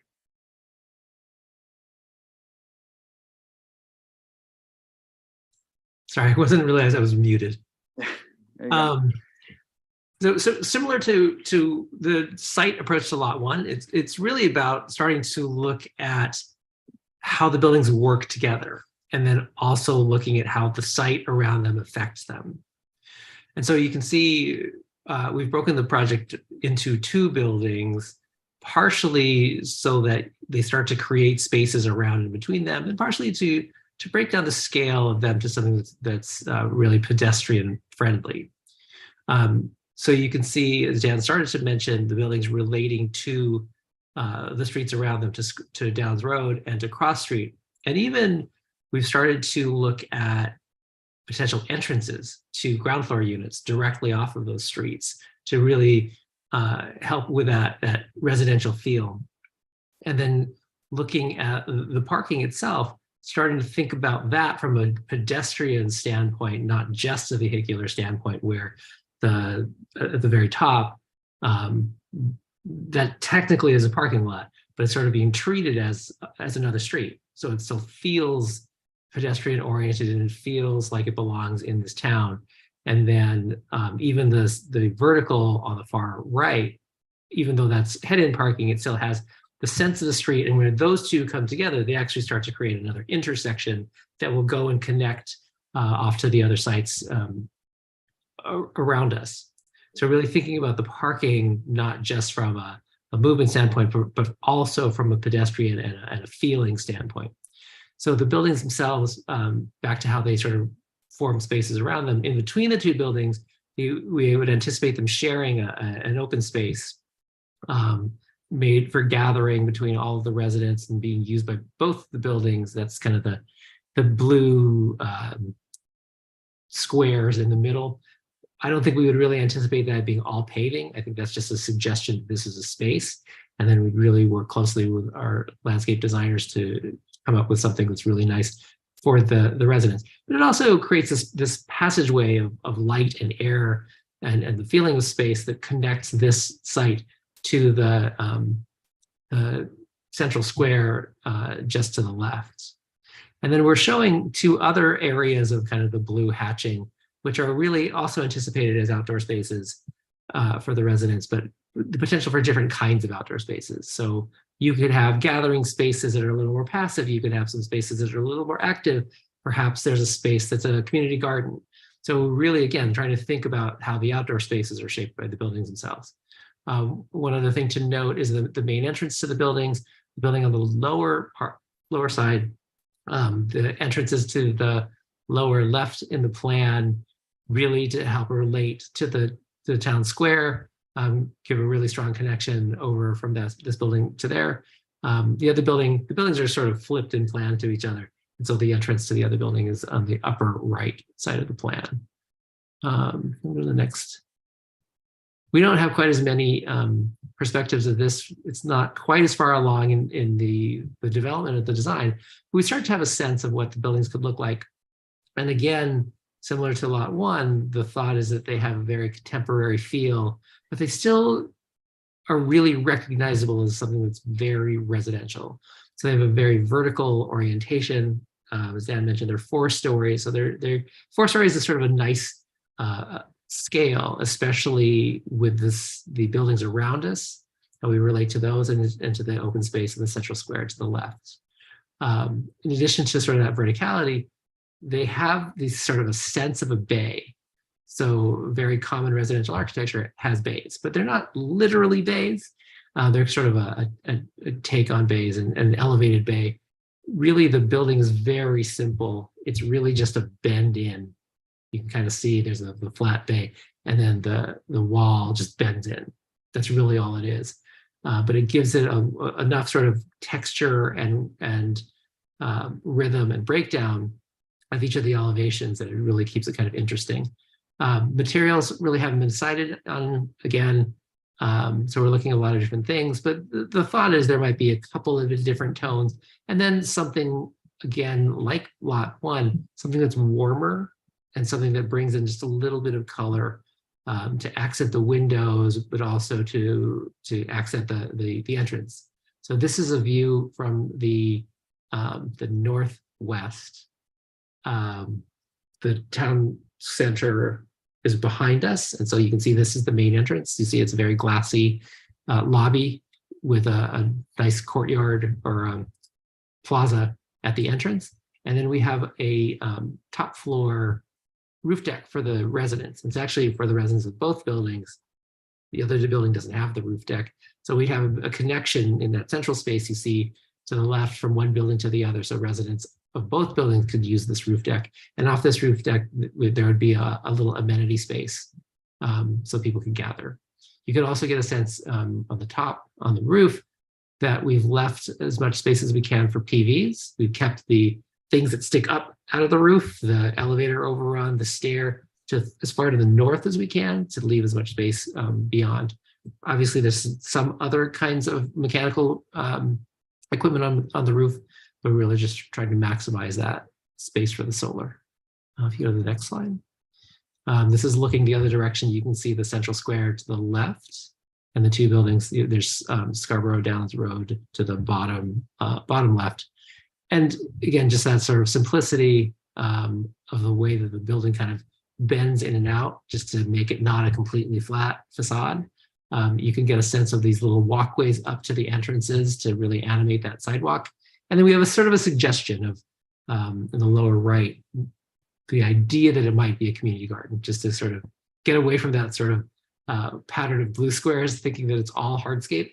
There's really opportunity for there to be a lot of landscaping on this site. And I think the next slide, I'll turn it over to Peter to talk a little bit more about the engineering of the site. Thanks, Great. Mark. Thanks, Mark. Good evening, Pete Heil with Acorn Engineering.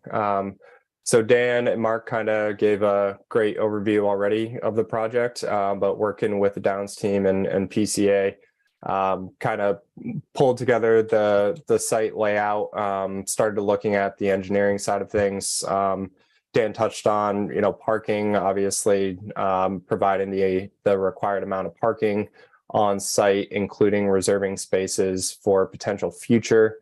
Dan also touched on looking at on-street parking, which we'll be developing that scorecard and follow up with our full site plan submission of the parking. Within the parking lot, we are providing 12 EV spaces and conduit throughout the whole parking lot, separating the EV spaces to different areas, so not just congregate them all at once, as well as 6 ADA spaces, again, separated to provide different areas that will be accessible. One of the questions in the staff report was clarification on the dimensions of the ADA spaces. All of the spaces right now have been designed to be van accessible. So the middle shared accessible aisle is shown at 8 feet for all of them. We can continue to coordinate, but right now, just with the conceptual level we're at right now, just showing all van accessible, which works well with the site layout currently. Also ran some emergency access vehicle turning templates around the site, showing access both off Cross Street and Scarborough Downs Road, circulating through the parking lot to provide proper emergency vehicle access into the site. And then touching on utilities, coordinating with the subdivision plans and the roadway designs. We'd be connecting and extending all the utility stubs that are to be installed within the roadway, including water, sewer, storm, gas, underground power, communication lines. Those would all be extended. We would be running a new 8-inch water line down into the parking lot, which individual respective domestic and fire suppression services would go to each building. And then stormwater, we would be tying into a drainage stub left within the Scarborough Downs Road. The site will be less than the allowable 85% impervious within the lot. And eventually that stormwater would flow to the gravel wetland stormwater BMP that's being designed to handle the larger development. Kind of touched on earlier in some other applications. We'll also be providing a full photometric lighting plan, again, similar to what the Downs has been doing. All dark sky compliant, 3000 K color temps, and we'll be sure to include that as part of our full site plan submission. Mark and Dan touched on it briefly, but trying to provide pedestrian activities or connectivities to the buildings, to the surrounding parking lot. You could see, sidewalk connections to the individual unit front stoops as a placeholder as we continue to coordinate the layout of the building and the site design, but trying to really promote pedestrian oriented scaled development for this town center, and excited to kick this one off. I think Dan, did you want to wrap it up? No, that was a great summary, Pete. I'll turn it over to the board at this point. Great, thanks. Thank you.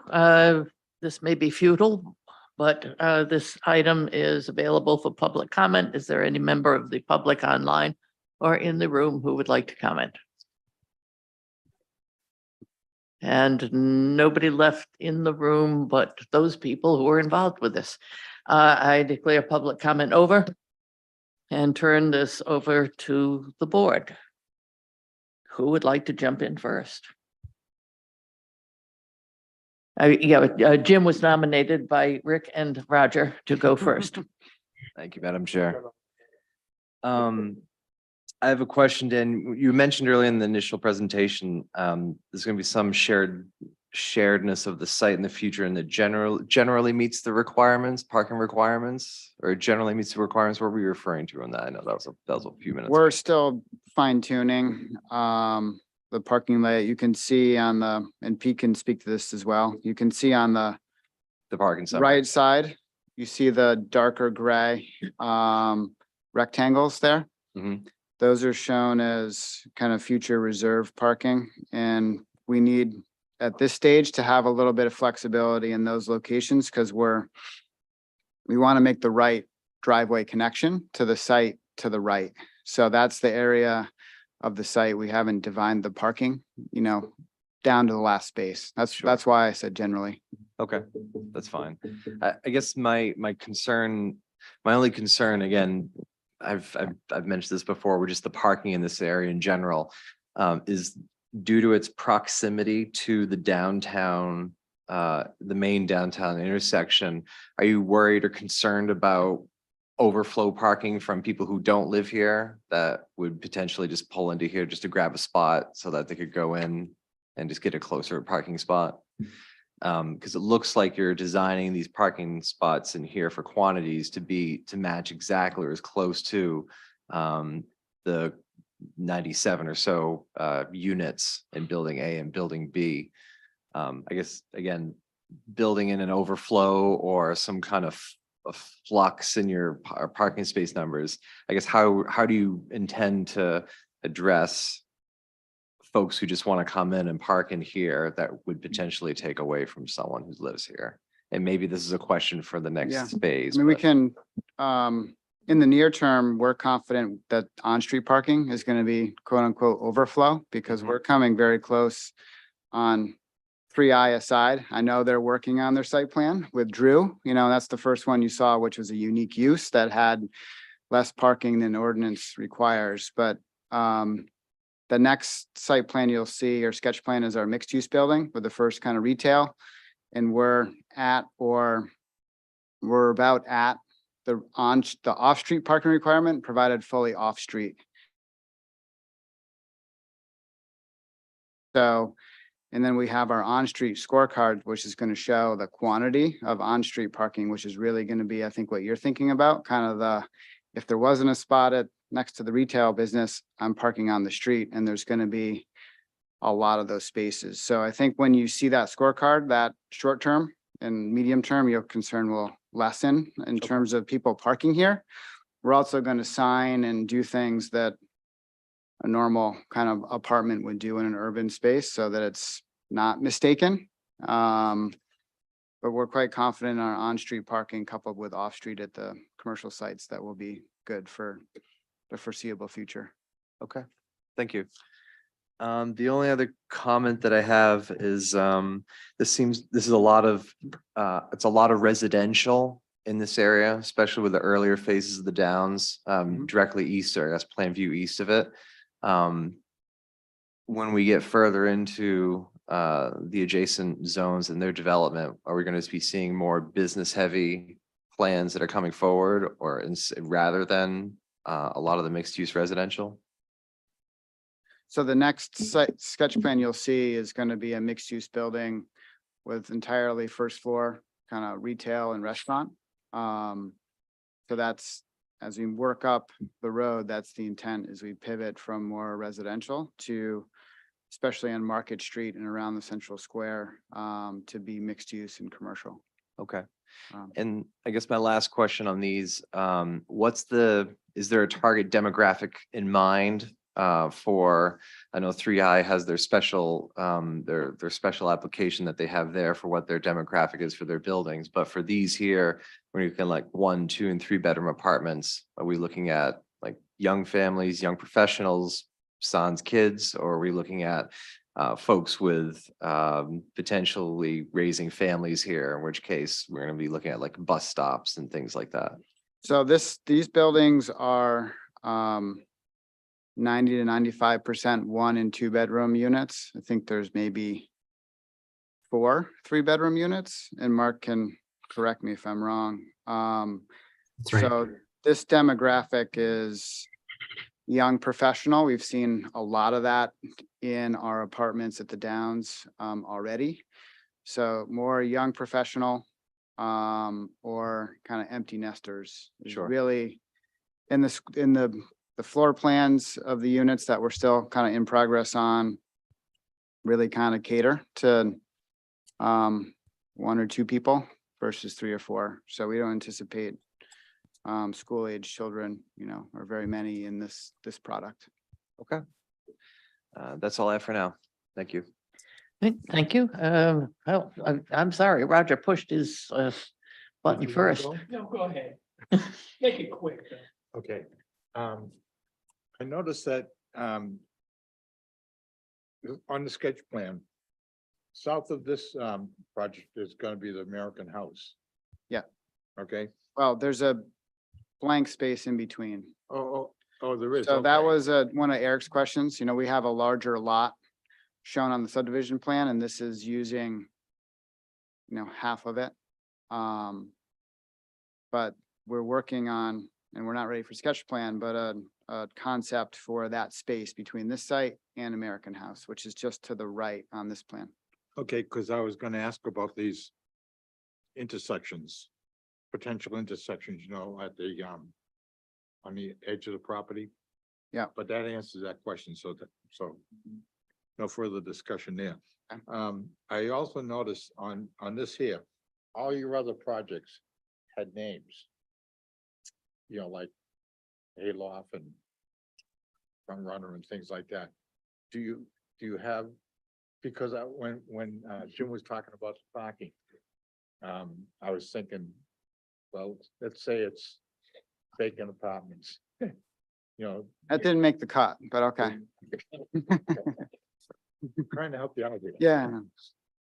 Then you could, obviously you could have like, parking for vacant apartments or condos or whatever they're gonna be. If you have the name of a place, so I. There is going to be a name. It's in committee, and it's a complex committee, so.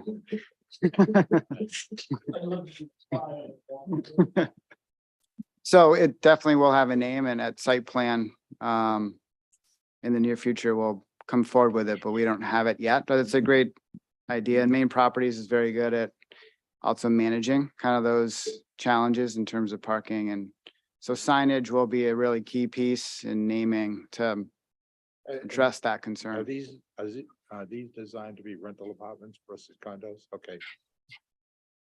And I guess this next question is, in industry philosophy right now. My impression is that a lot of places to be built now, multifamily places, many bedrooms are becoming like office spaces. Is there any change in descriptions of these properties? So, because when you say we're gonna have 3-bedroom apartments, that worries some people, because they can envision a lot of kids. But if it's just a 2-bedroom with an office, that's a different scenario. So, We're seeing some of that in terms of use, and Rocky can speak to it in more detail if you need him to. We're also looking at with Mark some amenity space within the building and also in other locations in town center to have remote workspace, because that's very desirable as well, is like leaving your apartment but not having to maybe leave the property or the site, or having to leave town center to kind of to do your work, to work remotely. So we're looking at really all 3 of those scenarios. yeah, okay. I was just wondering whether within the industry, if they're trying to come up with some sort of a description, so they can, Those co-op spaces now. oh, Rocky's coming. I'm happy to address that. Rocky Risbara, 287 Black Point I Road. didn't mean to wake you up, Rocky. No, I've been paying attention all night, especially to what Rick has to say. Probably that working space has been the number one request of our residents in all of the apartments that we built in the Downs and in other towns. So we are trying to address that with some co-working space and also a little more space within the apartments. And I do think that although we may have a few 3-bedroom, I don't think you're really going to see families living here. It's just not that conducive, large families. So that extra room just kind of gets used as home office, but we're certainly trying to address that. Okay. I have no further questions because I know Rick does want to ask questions. I'll get the floor now. Okay, yes, you do. Just 2 points I want to make on this because of the time. I'm tired and everything. I'm a little concerned about the parking spaces that are right in the middle as you go down through the T. And just wondering if maybe we need to put an island or something, or maybe you need to chop it up into 3 or something, but I can see people cutting right through those parking spots to get to the other end. And that kind of doesn't feel good. You know what I'm saying? You just point to where you're talking about. Yeah, that Yeah. middle and you can just drive right over parking spots. Okay. And people will do that if there's not a car there. So maybe we need to create an island or something like that just to keep traffic from not seeming like it's a road. And then my other comment is on the distance of the dumpster to the buildings and going across a road, an interconnect, I guess is a better term. Do you plan on having like a rubbish room, and that would be, the staff taking trash to the dumpster, or I just think it's kind of weird to make people walk across an interconnect to throw their trash out. So maybe we can address other locations for a dumpster. We'll look at that, Rick. Yeah, that's a good point. Those are my only points at this point. I'm ready to go to bed. You didn't say That's anything it. about- Yes, but it's my turn now. Yeah, So stay awake. I'll try. Where's Rocky? You awake? Okay, good. In terms of co-working, this would be a wonderful building to actually establish some co-working space. That room at the end, the page 2 picture with the outdoor space at the top, that whole tower would present a wonderful opportunity for co-working. And it would actually say that this is now a mixed-use building and sort of create an ease into the commercial area. I do think co-working spaces are probably a little more valuable for apartment dwellers, certainly. And as more and more apartments are going in, the ability to have a place where people from surrounding apartments can go for co-working is a real plus. And they generate money because, people rent spaces. As I look at the parking lots, I notice you have two dead ends parking lots. And I also remind you to make sure that you have good crosswalks striped on those parking lots. This lot was originally in the discussion that we've had supposed to be parking for the town center and other areas. So I assume when you're saying that you are splitting off some of this lot, that one of the things you're looking at is actually parking spaces. Because that's what was on the master plan, I believe. You kept saying lot 4 was going to be parking. Yeah, I don't recall that. but- Oh, I do. Okay. And we're on to lot 4. So just take a look, please, because this was the discussion. It was the discussion last time when Roger asked where the parking was going to go, where the extra parking or parking for visitors. And I believe your response was lot 4. And I asked about when the grandstand was coming down in order to accommodate that. And I believe you said you had the bid out. So we've been talking about this space for potential parking for the whole center and for the as a possibility of a parking garage far in the future. But I believe this was the space that we were talking about. Yeah, I might because have the other space was confused the central square. lot 'cause 1. The central square is where we're anticipating overflow parking, so I might have confused the lot numbers, but we can clarify that for you. Yeah, because you had that parking, we've had that discussion several times. Sure. So I think a part of the answer I've gotten said these are market rate Yes. apartments, okay. I like the concept. I get a little nervous when you start saying, well, we haven't decided this and we're still looking at that. And I would suggest that as you really firm up some of what's on either side of it, where the connections are going to be, and more about, is this really the architecture? Because that was kind of a little fuzzy too.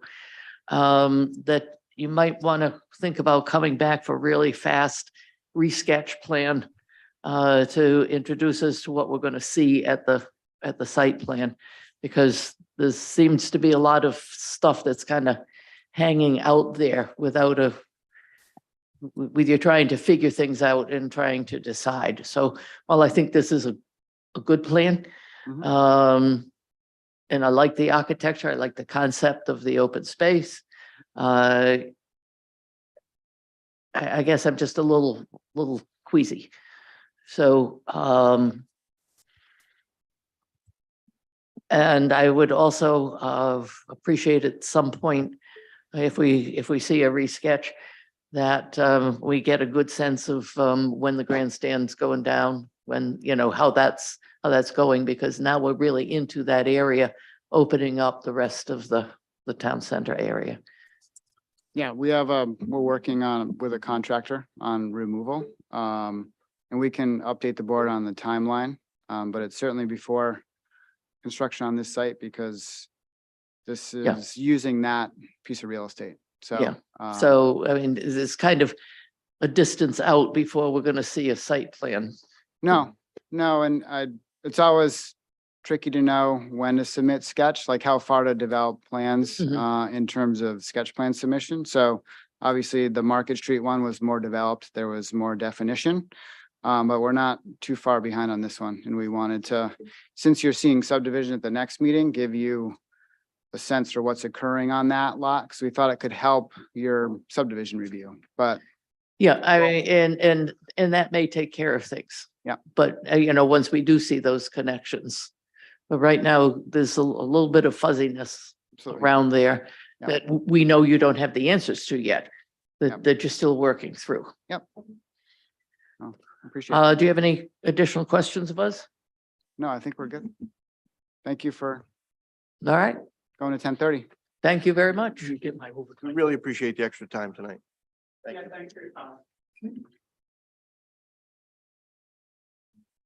Staff report.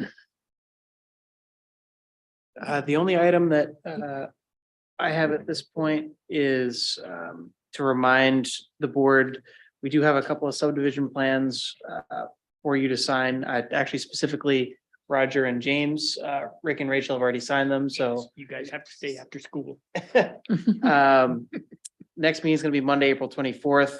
We expect to see fuel cell and zoning map, fuel cell development, performance standards and zoning map change process. Ordinance amendments on that date, building permits. We have received the building permit application for Next Gen. And I've confirmed with our code office that the Hackmore Apartments first building has received a certificate of occupancy. So with that, I don't know if you have anything, Autumn?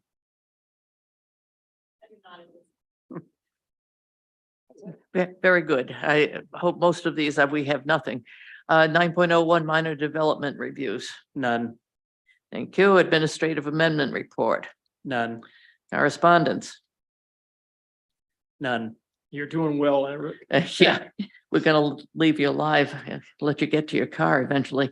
Planning board comments. I do have one comment, and that is Rick Meinking and I attended the training, the Maine Municipal Association training on dealing with how to manage difficult issues, something I've forgotten the title of it, but it was a worthwhile training. It wasn't necessarily specifically for the planning board, because we tend to be more reactive, and this was activities going on before it gets to a planning board and working with the community. But there were some very good sections on something that we try to do here, and that's when people come up from the public and comment, we try to find a way to acknowledge them and to recognize, their concerns. So there was some good discussion and some good training around that. I've gotten the slides for the conference, and I'll simply send them all out to everybody, and you can decide if you want to look at them or not. But it was worthwhile. And they had enough whoopie pies and candy and cookies that if you simply inhaled in the room, you gained 2,000 calories. Comments? Go ahead. Well, the official name of the course was Developing Solutions for Hotly Contested Issues. And I'm pleased to present your course completion that you failed to pick up on your way out. Oh, my God. So And I was wanted gonna, to make sure I was you gonna got have this it, in your I was hands. gonna have it framed. Well, I did not have time to go get it framed, but yeah, I want to thank the planning department for setting that up for us. It was good. I don't know the audience here, if you ever remembered a gal that used to do, workshops about how to get along with people, Pamela Plum. She's been known in Portland for many, many years and a very good facilitator.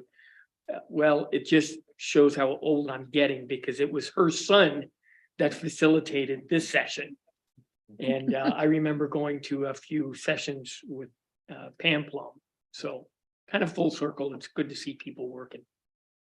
And I would appreciate it if the planning staff, kind of kept their eyes out on some of these things, because it was very worthwhile for us. Any other comments? Motion to adjourn. Get it? Do I have a second? Second. Any objections? Adjourned.